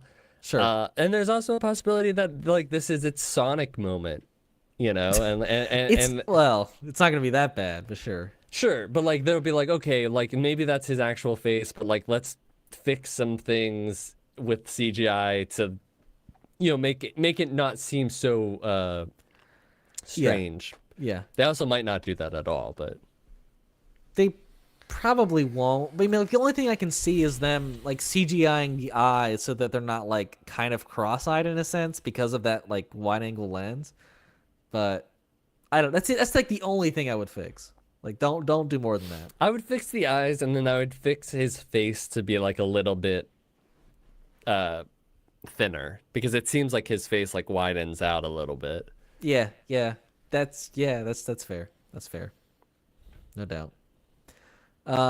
But yeah, we really that was like the only new footage that was shown in that new like teaser. Well, there was like a little bit of like Lex, but that was it. True, true. We got a new shot of Lex. But yeah, that's about it. But we'll be seeing a new trailer in about a week. Is it gonna be a week? Yeah, I mean the Puppy Bowl. I don't think it's gonna be a bit. I'll be very happy if it's an actual trailer. That's what I'm hearing. Is But that I it's a new trailer, but maybe I'm wrong. I feel like it might just be like a crypto centric trailer. Which would also be cool. Which, But like yeah, I think it'll be like a little TV spot. I don't think it'll be like a yeah, full trailer. I could be wrong. I'd love to be wrong, but I yeah. I mean, it does feel soon. Like it's been basically 2 months at that point since the last trailer. You know, has it so been 2 months? it was before Christmas, wasn't it? It was definitely before Christmas. Yeah. So February 9th. Yeah, yeah. That would be almost about 2 months. Yeah. You know, uh, I I I look at my lock screen sometimes, Yeah. and I Oh, well, mine's a flash right now. Yeah. uh oh nice. Yeah. But I look at my lock screen and I go, that that movie is like I've seen the trailer. Yeah. Like it's finally We're like so close. I Yeah. look at this and I'm like, this is real. This isn't like fan art. Like this is the This actual is the thing. real actor in a real pose. And I'm Yeah. like, wow, that is crazy. And I Yeah. don't know why I get so excited about movies, because like the thing is that this movie's gonna come and I'm gonna be like, oh my God, that was the best thing in the world. And then I'll be like, now I gotta Well, get excited about something else. You know, it's I not like think the no, end, yeah. you know, like because it feels like we've made it. This is the end of civilization. We've finally reached the point of like we don't need anything anymore. Everything's been solved because this movie has come out. But it's like the movie ends, and you go, oh, and we keep going, you know, and now Right, right. it's just weird how like I fixate on movies But and things, I but get it because like this is obviously a character that we love and it's by a director that we love and like and we've been at the or you know we've been following the process of this whole DC studio and with James Gunn since like October or November of 2022. And so like for us to follow the process all the way to July 2025 when he releases his first movie, I think it's just like it's been exciting and like yeah. we weren't sure if it would ever like fully materialize because there was a lot of like crap with Warner Brothers and you know the state of them and their stability and now we're basically near the finish line and it's exciting. I get it, you know? Yeah. Yeah. And it's, you know, we got the uh I don't want to call it like the logo's revealed for Supergirl because it's like it's just the same logo for the most part. For the most part, right. It's red and black. It's a Uh, little spray painted on there. is it Seems red and like. black? Yeah. Yep. Um least it looked like it. Supergirl movie logo. But you know, I I'm you know, that's currently shooting, which is really awesome. no, like that one I'm so excited for too. I am Because very like excited for that. I love the main actress and Millie Alcock and obviously Jason Momoa as Lobo is going to be incredible. And then I in that can't shot, believe how soon that's gonna be. right? It's the second DC movie, and the shot that we saw, the photo we saw of the logo on the chair, like you get to see her from the back. I mean, you really just see her hair, but then you also see in the background it looks like they're at a bar, like a kind of like a neonish kind of bar, Yeah. which is so like that's the beginning of the Supergirl Woman of Tomorrow comic, and It looks like it's red and blue, Ian. is it red and blue? That's what it looks like. Because look the it up. back of the seat is black, and then the Okay, But- maybe I just wasn't able to tell the difference between the blue and the black. But you were saying that that's what the Woman of Tomorrow comic like starts Yeah, with. so it starts off like we're there, like, you know, Kara is, yeah, it does look red and blue. Kara's at a or Kara's at a bar in space, and you know she's getting hammered, and because from what I hear, like she's kind of like lost a lot of her motivation um, to do what she's been doing, and um, we, yeah, basically, a girl comes up to who I think Lobo's taking the place of is this person, the kind of like main antagonist. But like this young girl comes up to what I think will be Lobo and is like, "Hey, can you, help like get help me get revenge for like my family? My mother was killed. Can you like I need help?"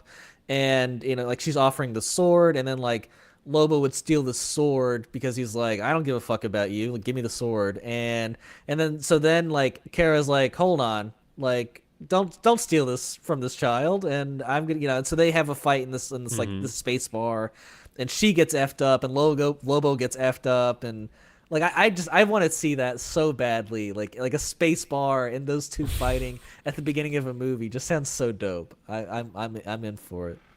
Yeah, I am very excited for this movie. Um, I also it's I think it's cool, but I also think it's very like it's interesting that we're like, Superman, Supergirl. This is Sure. how we started off. Yeah. Which like I guess like yeah, we've never really had any of these comic book properties ever like In the kind same, of right. do something where it's the same sort of IP, but Right. not really, but at the same time it is, Right. it'd Right. be like But I guess I don't mind it because it's like it's also showing that like philosophy from James Gunn is like, hey, we're gonna make the next movie if it's great, and it doesn't matter what order it's in. These are just gonna be the movies. but it does Um, seem like Millie Alcock is confirmed that she'll be in Superman. So there will be like a little bit of like, and if you liked yeah, Superman and she's in it and I don't know if it's confirmed. pretty sure it's Um, confirmed. I mean, you could look it up. I'm pretty sure it's not. Um, but I don't know if you saw all the discussion a few weeks ago where basically everyone was like, I don't know if you remember that scene where Superman is holding the robot in his arms in the Hmm. trailer. Everyone is like, I think I can see a reflection of Supergirl in the robot's like head or like his chest or something. Mm. And it's I mean it's so it's like if you see the reflection, it is such a grasp, but like I kind of get it. I kind of see what they're talking about. I kind of believe that she's there as well. Hmm. So like I believe she'll be in it, but I just don't know if she's been announced like 100% fully confirmed. Um.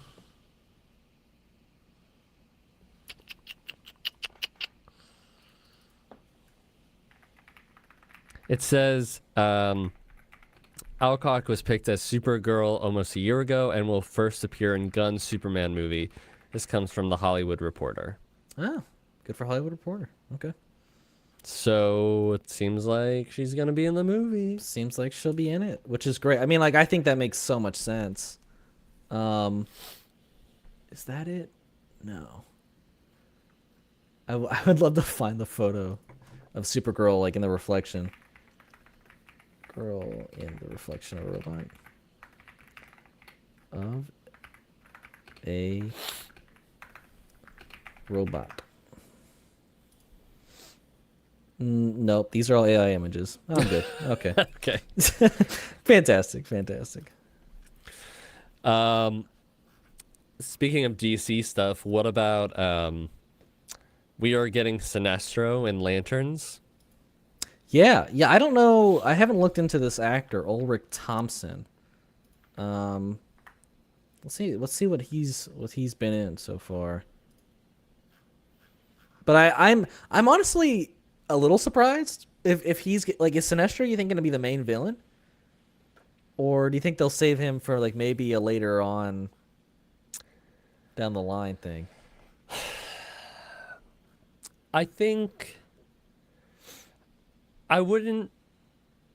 He might.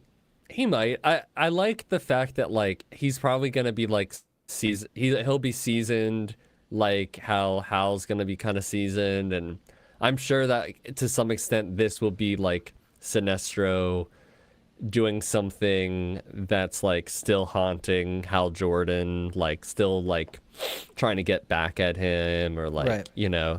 So I don't know. I'm really excited, honestly, that we're potentially going to get our first, like, as much as I thought that Mark Strong would have been a great Sinestro, He would have been so good. I, My gosh. I'm very excited that I'll finally be able to get a live action Sinestro. Like, that's just a very, Well, hold that's a on, very cool thing. Zach. We had it in the 2011 Green Lantern. No, I know, but I'm saying that we saw him Yeah. as like a good, like as a Green Lantern. We didn't see Sinestro Well, no, as like all a I'm Yellow saying, we Lantern. saw him. I think it was like in the end credits At the scene or end, something. yes, I right? know, yeah, yes. yeah. That's all I was referencing.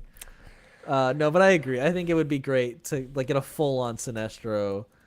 I mean, it's literally his main villain. Um, but yeah, this guy, I haven't really seen him.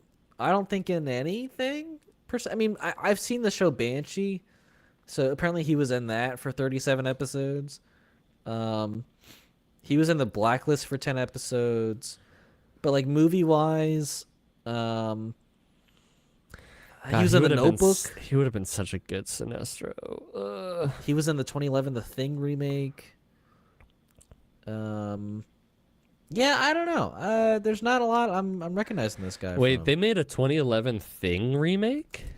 They did do that. Have you seen it? No, I have You, not. you don't want to watch it?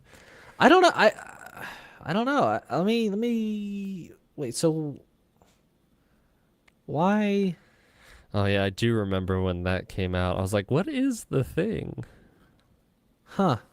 Yeah, I don't know why I haven't seen this yet. Maybe I just don't want to be like, why watch a remake of an already amazing movie? But like the poster looks pretty exact to what it was in the in '82. Interesting. But yeah, he has a good look at least. I haven't He seen him does. act, so I can't or maybe I have and I just don't remember. But Have I seen him in something? Let me see. Whoop. Let me see if I've seen him on anything. yeah, I mean, he's been acting since like the early '90s. So No, it actually looks like I have not seen him in anything. right. Yeah, I mean, and like recently he's been in like no movies that I recognize.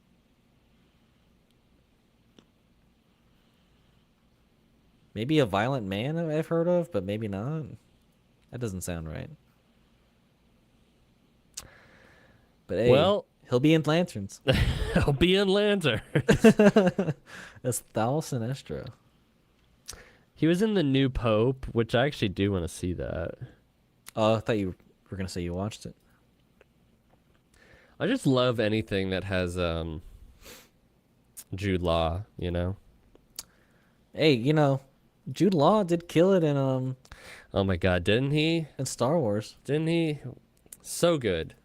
Did we ever talk about the ending of? No, but I did finish it. Do you want to talk about it now? Sure. Well, I talked about it with Ryan, our friend Ryan. I was a tad disappointed, I think, in the ending. It wasn't. I was happy with everything that happened except the fact that it seemed like we didn't get like a full conclusion to the story. Like things still felt a little like open-ended. But like, Yeah. because it's like, well, maybe they could do a season 2, but it still felt like as a complete Right. story, like I would have liked a little bit more wrap up. No, like it But really. everything like, else ended, was like amazing. I loved it. it ended kind of abruptly for sure. Yeah. I was like, it could have done with like a little, like a 10-minute Yeah. like epilogue or something, you know? Right. I was saying that like my biggest kind of gripe with it is that we never got to see the real oh crap, I'm already forgetting the main the pirate that, was like the big legend pirate that we never got to meet. Yeah. No, Tan, Tal, Tam Rennick or something like that. Tal Rennick, Tan Rennick. Something Tag like that. Rennick. Tack Rennick. Tack Rennick. Yeah. I think that's it. I think I really wanted him or her to like still be living and like like kind of like living in plain sight, like hiding in plain sight on At-Atten, and for it to like we had predicted that it would either be Wim's mom or the main girl's Wim's dad or the main girl's mom, which I think would have been an amazing twist. But then like Wim's dad ended up just being this like always just this goofy like awkward dad. Yeah, I really wanted more from him.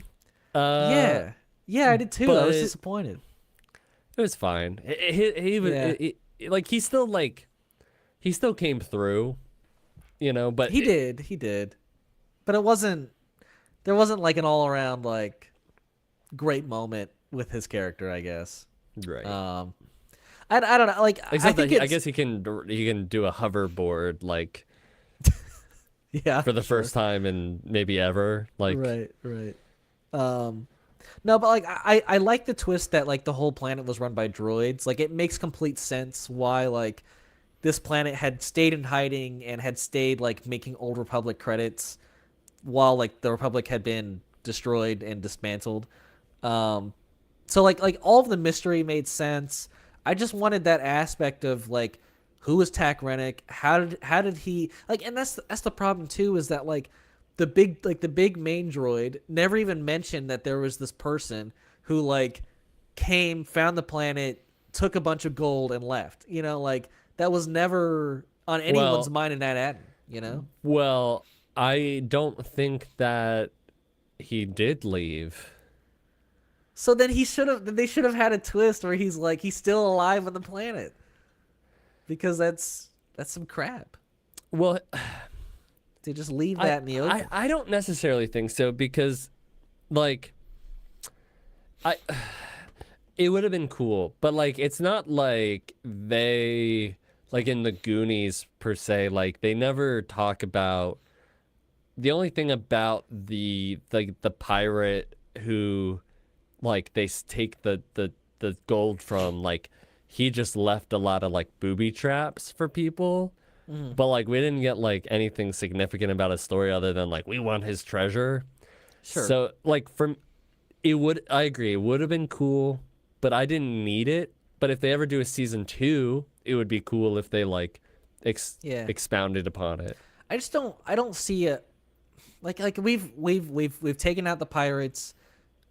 We've taken down the droids. The planet is now within the New Republic, and Wim can not live this like strength or not that word. Wim can now live this life free of like commitments to this world and go explore the galaxy when he's old enough. So like we got it. Like that was like we're not getting a second season. Like the numbers were worse than the Acolyte is what I'm hearing. So I don't see how it could possibly warrant a second season. But the numbers might be worse, but I would say wait till we see what the viewership numbers look like as the weeks went along.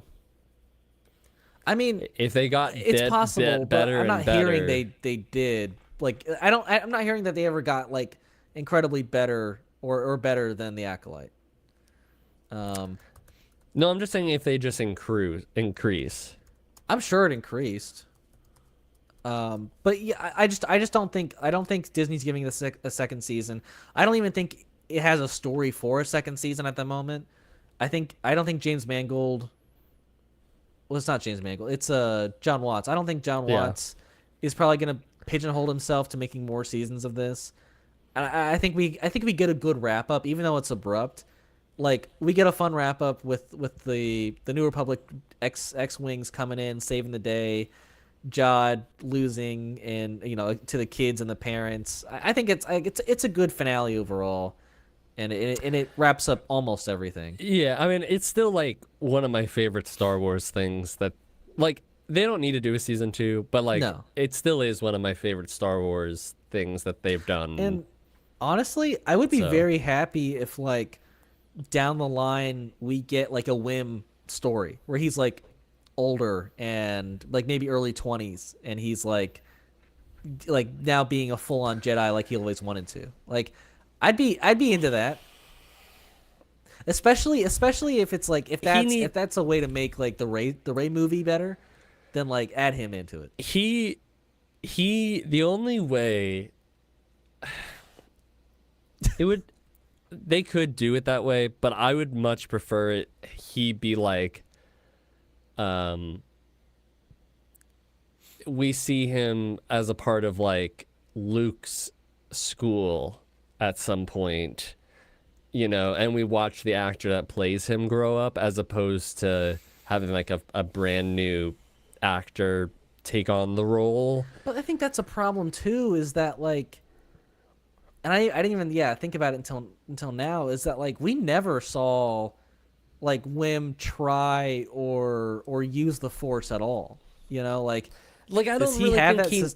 yeah, Go like on. that's the thing, is like I don't know if He would ever be a Jedi, I think right? he more was representative of like wanting adventure Yes, and that kid inside a lot of Star Wars fans that like just thinks Jedi are the coolest right, right. and like lightsabers and all that stuff. But Yeah. he's because yeah, there was no like mention of like having the Force or anything No, like I mean like that. he never even tried to use it, which is surprising. By the way, how good, I love that at the last episode where how good was it when he said that he was the like Republic, what do they call him, Officer. yeah, like officer, um and a Jedi, and the robot was like, well, the last thing that I heard was that the Jedis were all traitors, and like, Oh, that scene, yeah, yeah, yeah. and he was just like, so which are you lying about? Like, are you a Being, liar or a traitor? Right. yeah, Yeah, and yeah. And I was like, I was oh like, shit. there's no way out of this. I was like, they No, really like tied in the Order 66 so well. they did. I was They like, did. wow, that's incredible. It's beautiful. Yeah. Yeah, and like so interesting that the droids wouldn't like pick up on the fact that they haven't had a transmission to the planet in like 20 years. But yeah, no, I think that was such a great like oh shit moment for Jod. And I really did love the whole struggle with Jod and like the kids and the parents in that room with the Yeah. droid. Yeah, yeah. Thought it was good. Yeah. Yeah. And you also feel, I mean, at least I did. I felt for Jod. I was like, he really didn't want to ruin anything. No, I disagree. I think he did. He wanted all those people to make money for him, infinite money. That's not Well, a yeah, good. but he didn't want to like ruin their entire civilization though. Like he didn't want like the Yeah, I he destroyed like the power grid and destroyed the main like droid.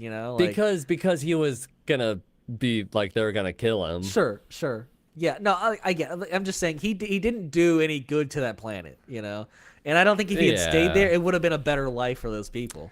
You know? Yeah.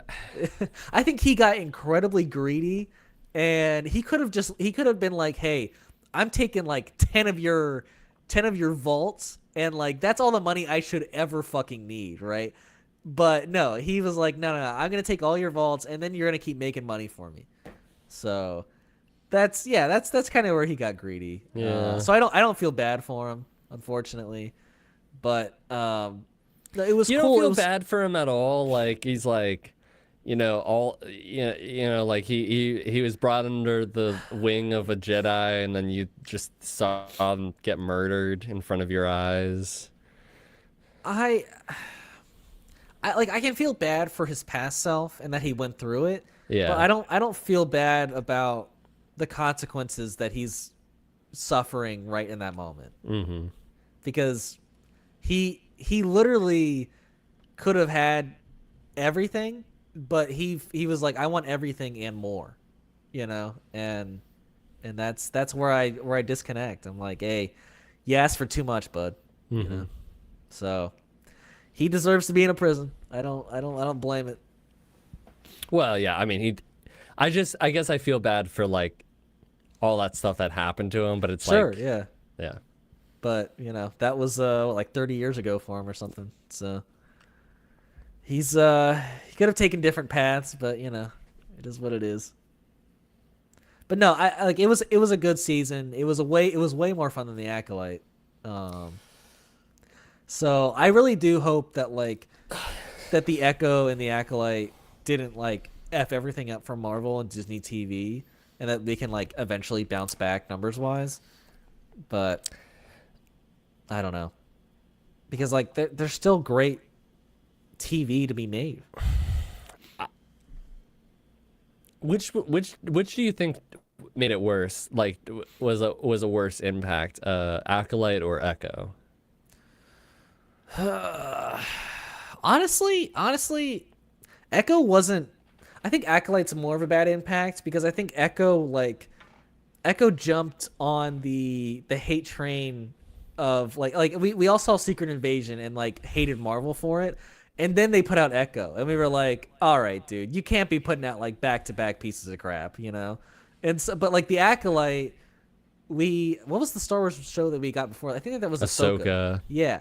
And we were like, that was all right. That was pretty good. You know, we're down for more Star Wars TV. And everyone was pretty maybe not everyone, but there was a lot of hype going into the Acolyte, you know? No, And there was whereas there was no hype going into Echo. So no. I think Acolyte damaged Star Wars TV pretty badly, unfortunately. So you think that the Acolyte was worse I think it did for I think it did for like worse damage. Star? Yeah, yeah. Yeah, I think the Acolyte did as yeah. much damage as Secret Invasion did. I'll say that. Well, from what I understand, there was another reason that the Acolyte actually it had nothing to do with how bad it was. Oh, Uh, really? it was oh God, what? Let me look it up again.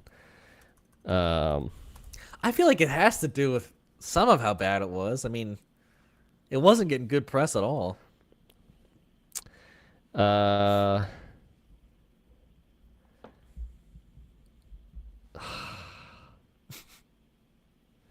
oh, let's see. Let's see.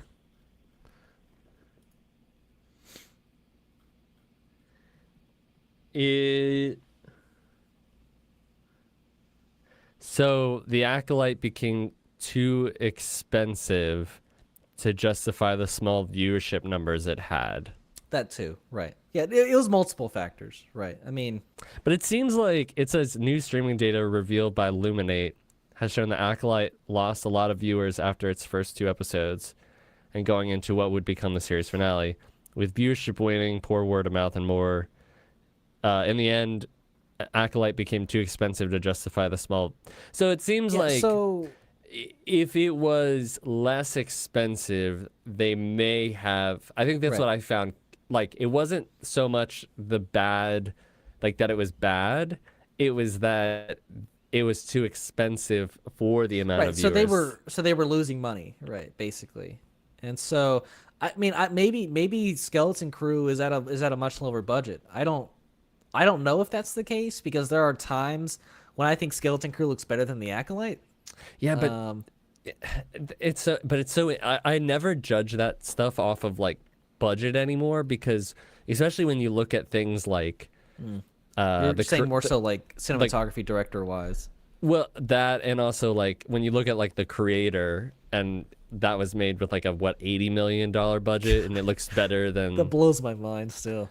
you know Yeah. so like I just never pay or even like I just don't think you can throw money at things and always expect that like quality will come out. Like Right. I know this isn't movie related, but like if you look at like AI, you know, Yeah, we've spent millions and millions, if not billions of dollars on investing in AI and developing AI. for sure. And then China comes out with DeepSeek, and it was made with like $6 million, No way. and it was all put together through open source.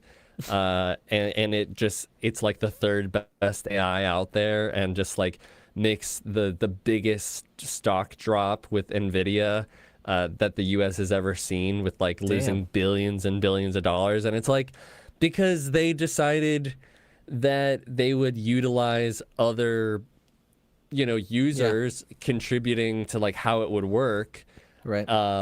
And so you have all this creativity and people sharing information, as opposed to just like pumping millions of dollars towards something, and you get something almost as good as it for like a fraction of the cost. So I just Yeah. think of that with like movies. It's like Right. nobody's saying like, well, Fast and the Furious 10 must have been incredible because look They how had much over $300 million in budget. Right. like Yeah. no. No, So- I get that. I mean, it's definitely it's the people who are involved and them knowing how to use the right techniques, and I think budget helps sometimes, but when you compare it to like 100 to 300 million, it's probably you're not. It's probably more so about the people than it is about the money. Yeah, because like, look at when Luke showed up in Mando season 2, like, it was great, but like, his face was kind of wonky. Yeah, but we all were just like, yeah, it's fine. But but somebody on YouTube, Yeah. like, did a really great version of it, and then Disney went, "You're hired. Yeah, and we it's why want it you." looked so much better in Boba Fett. Right. So, yeah, it's the people. It's the people. No, you're right. I mean, and so, maybe Disney doesn't realize that yet. That they could have maybe reworked a season 2 for the Acolyte. Maybe that was possible. I don't know. But if it's not making money, I get it. And it's not like I wanted a second season of Acolyte anyways. So. By the way, maybe this is an unpopular opinion, but I really don't want to see anything with Darth Plagueis ever. Like ever. I don't. Sure. Yeah. It's one of those things. It's like the Force.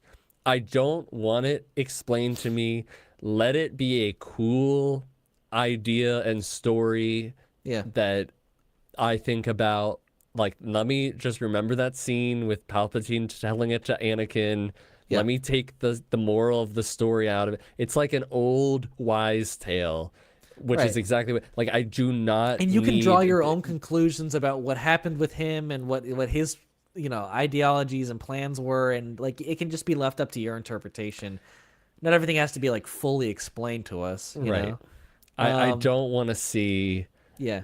I just don't want to see it. It's honestly not far off from like my opinion of not wanting anything else added to what's been dealt to us in episodes 1 through 9.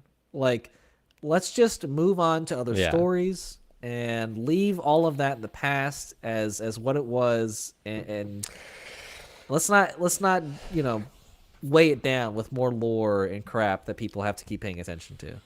Yeah. I mean, I completely agree. I mean, like, episode 9, I was just talking to my roommate about, like, is... It's egregious. I will have to get so drunk To watch it again. to watch that again. Oh man, yeah, I'd have to get pretty drunk. Yeah, Because it was just like, yeah, like that's the worst.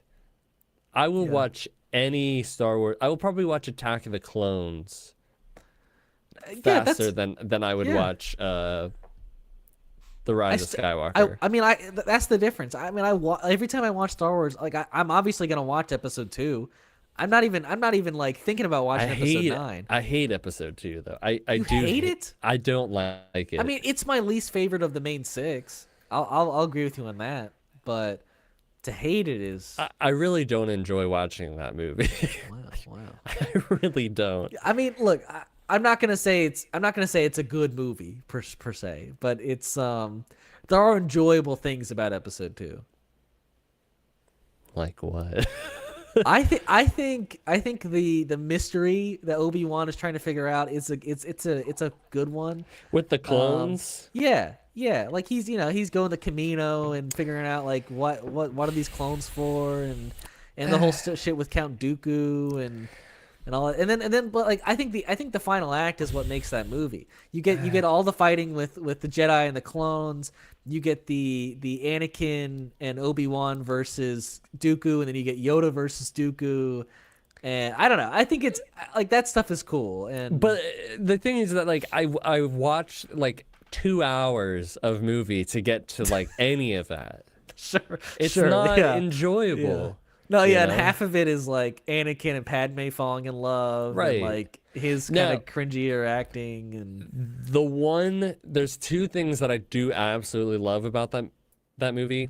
okay, I will say, Uh-huh. one, the chase, like the assassin, the attempted assassination, really, okay. and like the chase scenes, the I chase do love scenes. the chase scene. That's a good one. So all of that, I do really enjoy that. And then the second thing that I love about that movie that we got is it's the score, it's John Williams stars. Is it Across the Stars? Yeah, love It's a music piece. Across the Stars love Okay. theme. That is one of the best pieces of music that he's ever done. I'll listen to it after the podcast. You- I don't. I mean, I would know it obviously, but It's I don't know it from the name. Do you remember the scene? it's like all the romance scenes with Padme and Anakin, Okay. or at least like definitely towards like the end. Let me see if I can. Na, na, I mean, you can't hate the music in Star Wars. Oh yeah, that's a good one. Yeah. It's so good. And and here's the thing: as much as people don't like the Anakin and Padme stuff in episode 2, I actually can like get into it. Like, It's no, so it's good. good. It's so really good. John Williams is a master at his work. He's great. But like, I don't love know. that song. I don't find like Hayden Christensen's acting like as cringy as some people do. Like I think it like that's Anakin to me, and I buy it. Yeah, I mean like he is like cringy in the sense of being like way too like in love with Padme, where Right. he's like being a bit of a creeper at points. But other than that, like I'm fine with it. Like he even has that like that good scene where like he goes back to Tatooine and like avenges his mother or like tries to save his mother, and like I don't know, like there's good moments in that movie, Yeah. Yeah, I'm not saying like I'm not trying to like say it's good, but it's not. It's just not, like for all the Yeah. parts that are like decent to like good, there's like the conveyor belt scene with all the bug people, and you're there's saying like the- in like R2 and C3PO Yeah. going through it. Yeah. That's pretty rough. Yeah. and there's the Obi-Wan. Well, and like I don't really love the stuff on Camino, to be honest. Like, Well, and here's the thing: like compared to other Star Wars movies, like those two plots being like the main like A and B plots of the movie, like it can get kind of boring. Like I get it. Like it gets to a lull at a point, So yeah, it really kicks in the third act because the second and first act were so like set up heavy. I also just hate those bug people. I just they give me the creeps. I don't like them. Why am I blanking on the bug people? the Genovians or whatever, the Genosians. Oh, you mean the people who made the clones? No, no, Oh, the the Geono. bug people on the where they have the like arena, the bug people, Um, the Genosians, I'm blanking on them, man. Geonosians. Geonosians. Yeah. Oh, am I seeing them yet? Uh, Son of a gun. Bug People, episode 2. It gave me the monsters. I don't need the monsters. Oh my god. The Genosians. Geonosians. Oh, yeah, okay. I just really don't like them. Yeah. Yeah. No, that's fair. That's fair. Um Yeah, no. I mean not the best Star Wars movie, but still necessary to watch when you're doing a Star Wars watch through, you know? I will say, like, at least in like Star Wars Battlefront, they gave a like I do love the map where we have Geonosis. Right. Like that's a great map, but Yeah. so at least we got that out of it. I don't know if I ever played the old Battlefront 2. I mean, I did like at other people's houses. I never owned it though. You're talking like the old one, right? I can't remember if it was 1 or 2, but Okay. it was Yeah. probably 2, but they're the original, not the updated one. Not No, the no, newer, yeah, I know what newer you one. mean. I know Yeah. what you mean. Yeah, that wasn't I wasn't a PS2 guy back then, so I never really had those. Um But yeah, Star Wars. It's it's in an interesting state. I'm excited for Ahsoka season 2. I've been watching season 1 with Ryan. Um I like I'm excited, but like I haven't seen episode 7 and 8 yet of Ahsoka season 1 on this watch through, and I know those are like my two least favorite episodes. Um but like You gotta let me know what he thinks of the zombie stormtroopers. yeah, I'm sure he'll love that. Yeah, yeah. I mean, but he really loved episode 5. That the episode where he goes like into the bridge between worlds, or where Ahsoka does. Like I really like that episode too. Like there's really good development for Ahsoka in that, and Anakin is so fun to watch in that episode. Um, and then yeah, episode 4 had like a bunch of great fights like between Balon and Ahsoka and Sabine and Shin and the mask guy, you know, and Ahsoka. Oh, Remember? Yeah. with the gold mask. No. Remember, before they get to where Thrawn is, she has a fight with, I think, Marak is his name. The guy who's like and he allied to turns to, like Balon. dust or something. Yeah, and we're like, okay, well, I guess that was no one. Yeah. No, but like, I think Thrawn is such a good villain. Like, he was given I feel like the majority of like importance in episode 6, and he's just got such a great presence. He's written so well. I just so desperately want him to be. I want him to be the main villain of season 2, which he will be, and then I want him to like carry forward into the movies, like that. I think he should be the main villain of the Mandalorian movies, and I get the feeling Yeah. that he will not be the villain of the Mando movie. it's a mistake, man. That's a mistake. Who would it be? Who would it be? Because it can't be Moff Gideon anymore. I'll tell you and the if it's Moff Gideon, I'm gonna shoot myself. Is what's gonna happen. it is it's rumored. It is rumored it will be Embo, which is a bounty hunter who had multiple appearances in the Clone Wars show. What is Dave doing? What does he do? Like, wait, oh my god! Like, yeah, let's make all of these shows, all these seasons of shows, and build up to something, and then let's go back to my first show I ever wrote and produced for Star Wars, and pull a character that I didn't even know existed. So that's amazing. That's He just really wants to make Clone Wars like a thing. Well, it is. I mean, he's done it already. Like But a thing again. I don't. sure, It yeah, look. I didn't watch all of Clone Wars. I didn't even know this character existed like you did, and this is just a rumor. But like it better considering the not be fact true that I've though. not heard anything about Mads Mikkelsen or Yeah, Lars Mikkelsen right. being in that In it. movie. I just feel like we have been clearly building up to a stronger Imperial remnant. You know, and Moff Gideon has been like the head of the Imperial remnant all 3 seasons. Like it feels like we should build up to that, you know? And like not Moff Gideon, Thrawn is literally like the final boss, it feels like, of the Imperial remnant.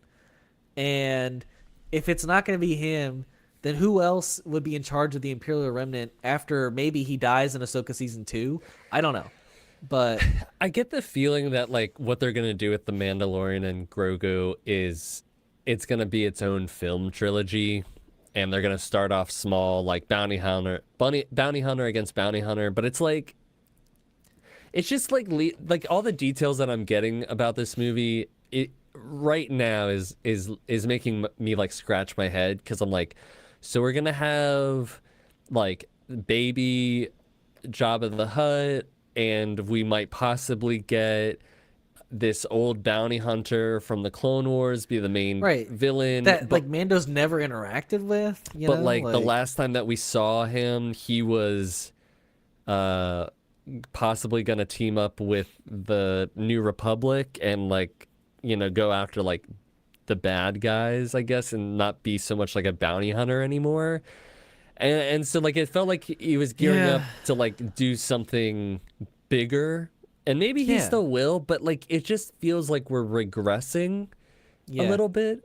for sure. Um, Even season 3 was a bit of a regression in a oh sense yeah. of the character because like they set him up for so much and then was like, you know, I'm good with Bo-Katan being the lead of this season. I'm gonna let her kind of deal with all of that, and then I'll just go back to my little home with Grogu. Yeah, that's all I need.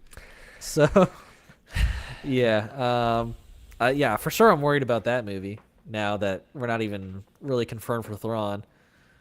So, great, great, wonderful. Yeah. Yeah. Effing Star Wars, man. Let's just pick a direction, you know. Let's just stick with it. There is also something to be said about like just stopping. Yeah, but they don't know how to do that. Their Star Wars merch makes them too much money, and they're like, we gotta keep promoting the brand. We gotta keep it in the public eye. So, yeah, I maybe it's overreaction, but I think selling this franchise to Disney was maybe one of the worst moves George ever made.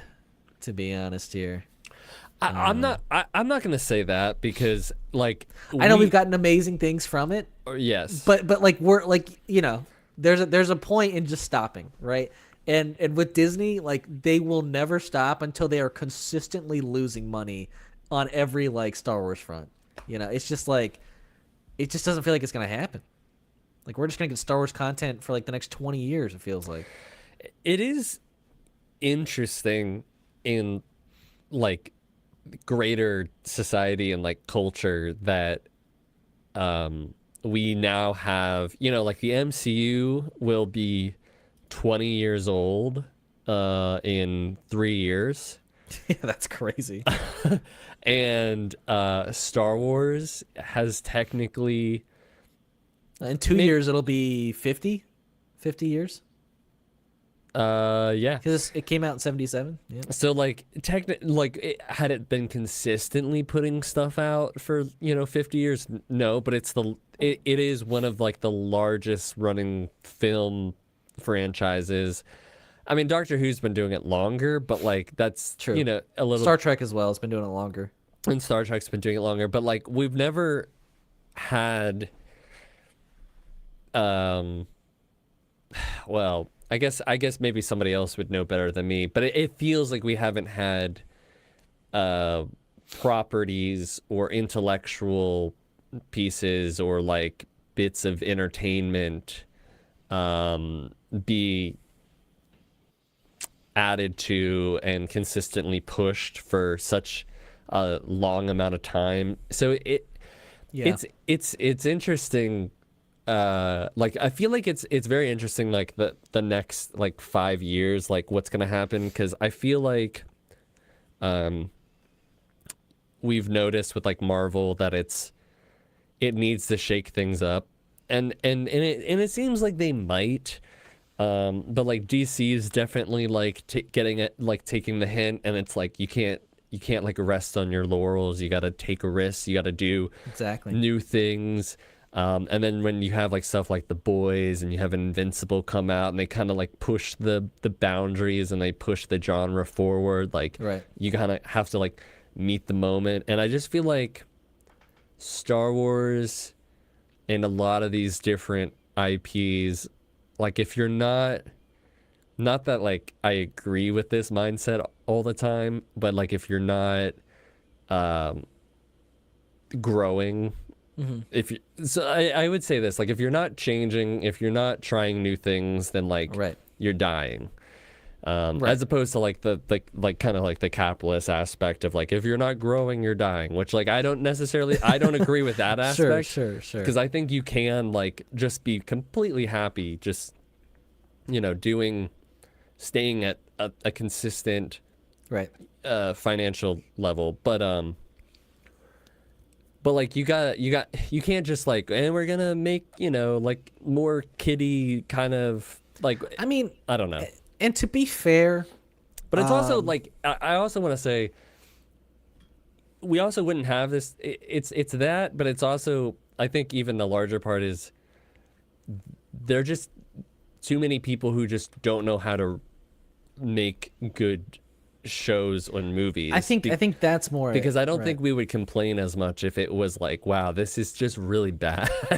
Yeah, exactly. I mean, and that's the thing is like they have, to your point, been trying new things. Like Skeleton Crew is very different for Star Wars. We've never had kid main characters before, in a live action Star Wars show, and it was very Goonies esque, and it was a very different type of story for Star Wars that didn't involve anyone outside or in the main kind of line canon of the Skywalker saga. And I mean, and even Acolyte was like the first show that we had take place in the High Republic, or towards the end of the Old Republic, whatever you want to call that era. And New Republic, High yeah, Republic, High Republic, High Republic, High right? Republic. And so, those shows are different, but Acolyte was written badly, and like they did bring back like an old character that we all loved, and I think we all would have loved to see a show that was good or that was well written in Boba Fett, but it wasn't well written, and we all hated it, and so we're basically like I think they are trying to do new things, maybe not every time, but like the writing has just not been there, and the execution hasn't been there, and so we're all burnt out because they're putting out too much content that's bad. It's not been a good formula for them, Yeah, unfortunately. yeah. I think it's more of like a mediocrity fatigue. Yep, But for I sure. but I do still also think like how much of like the same story can you watch over and over again? So like I just think like I don't know. I don't know. No, even though they're different types of stories, you're like these are still dealing with the same themes and like Jedi and Sith Right. and Like yeah, like at least with like the comic book aspect of like comic book movies, like I do love a good like just fun kind of, I don't know, like adventure. Like it doesn't have to be anything like serious, but I I I do prefer to have them like I guess a little bit more substantive. right, Like as much as I enjoyed like Multiverse of Madness, sometimes when I watch that movie, I'm like, I'm not really Like the story's just not really hitting it for you. Yeah. Well, I'm just like, I just feel like I'm watching like the same stuff I always watch. Like it just feels like Sure. Saturday morning cartoons at Sure. times, and it's Yeah. like, There's nothing like new and exciting totally there. Yeah. It's very much the same mold, right? I get it. I get it. Um yeah. But I don't know if we have anything more Star Wars to say. I feel like we've talked it out. yeah, Yeah. And up to you if we want to keep going on here. I think we're kind of near the 2.5 hour mark. I think you're right. Yeah. Um, I am down to. I don't know if we've covered everything that we highlighted here. It's I think getting we might late. have. Yeah. Yeah. I mean, I'm down. I got that work tomorrow. We're working men, so Yeah, we're laborers. We're out in that construction field, and The construction field. yeah, totally, yeah, The construction field. yeah. You know what I'm talking about. Construction But, site. Yeah, exactly. See, so yeah, thank you everyone for ended up coming in and hanging with us this time around. Next live stream will most likely have a guest. Not sure who that is at the moment. Could be another If anybody's podcast. got any could suggestions, yeah. put a comment. Let us If know. But yeah, might if you be, do, that'd be great. yeah, might be one of our friends. Might be one of you guys if you feel like you want to jump on. Could be another Yeah. podcaster. Yeah, things we're are open. things are in the works. Yeah, We're figuring yeah. it out. So For sure. But yeah, we should have another episode out in about a week. And if you want to follow any of our platforms, we have the descriptions below. And again, thank you guys for watching. yeah, thank you.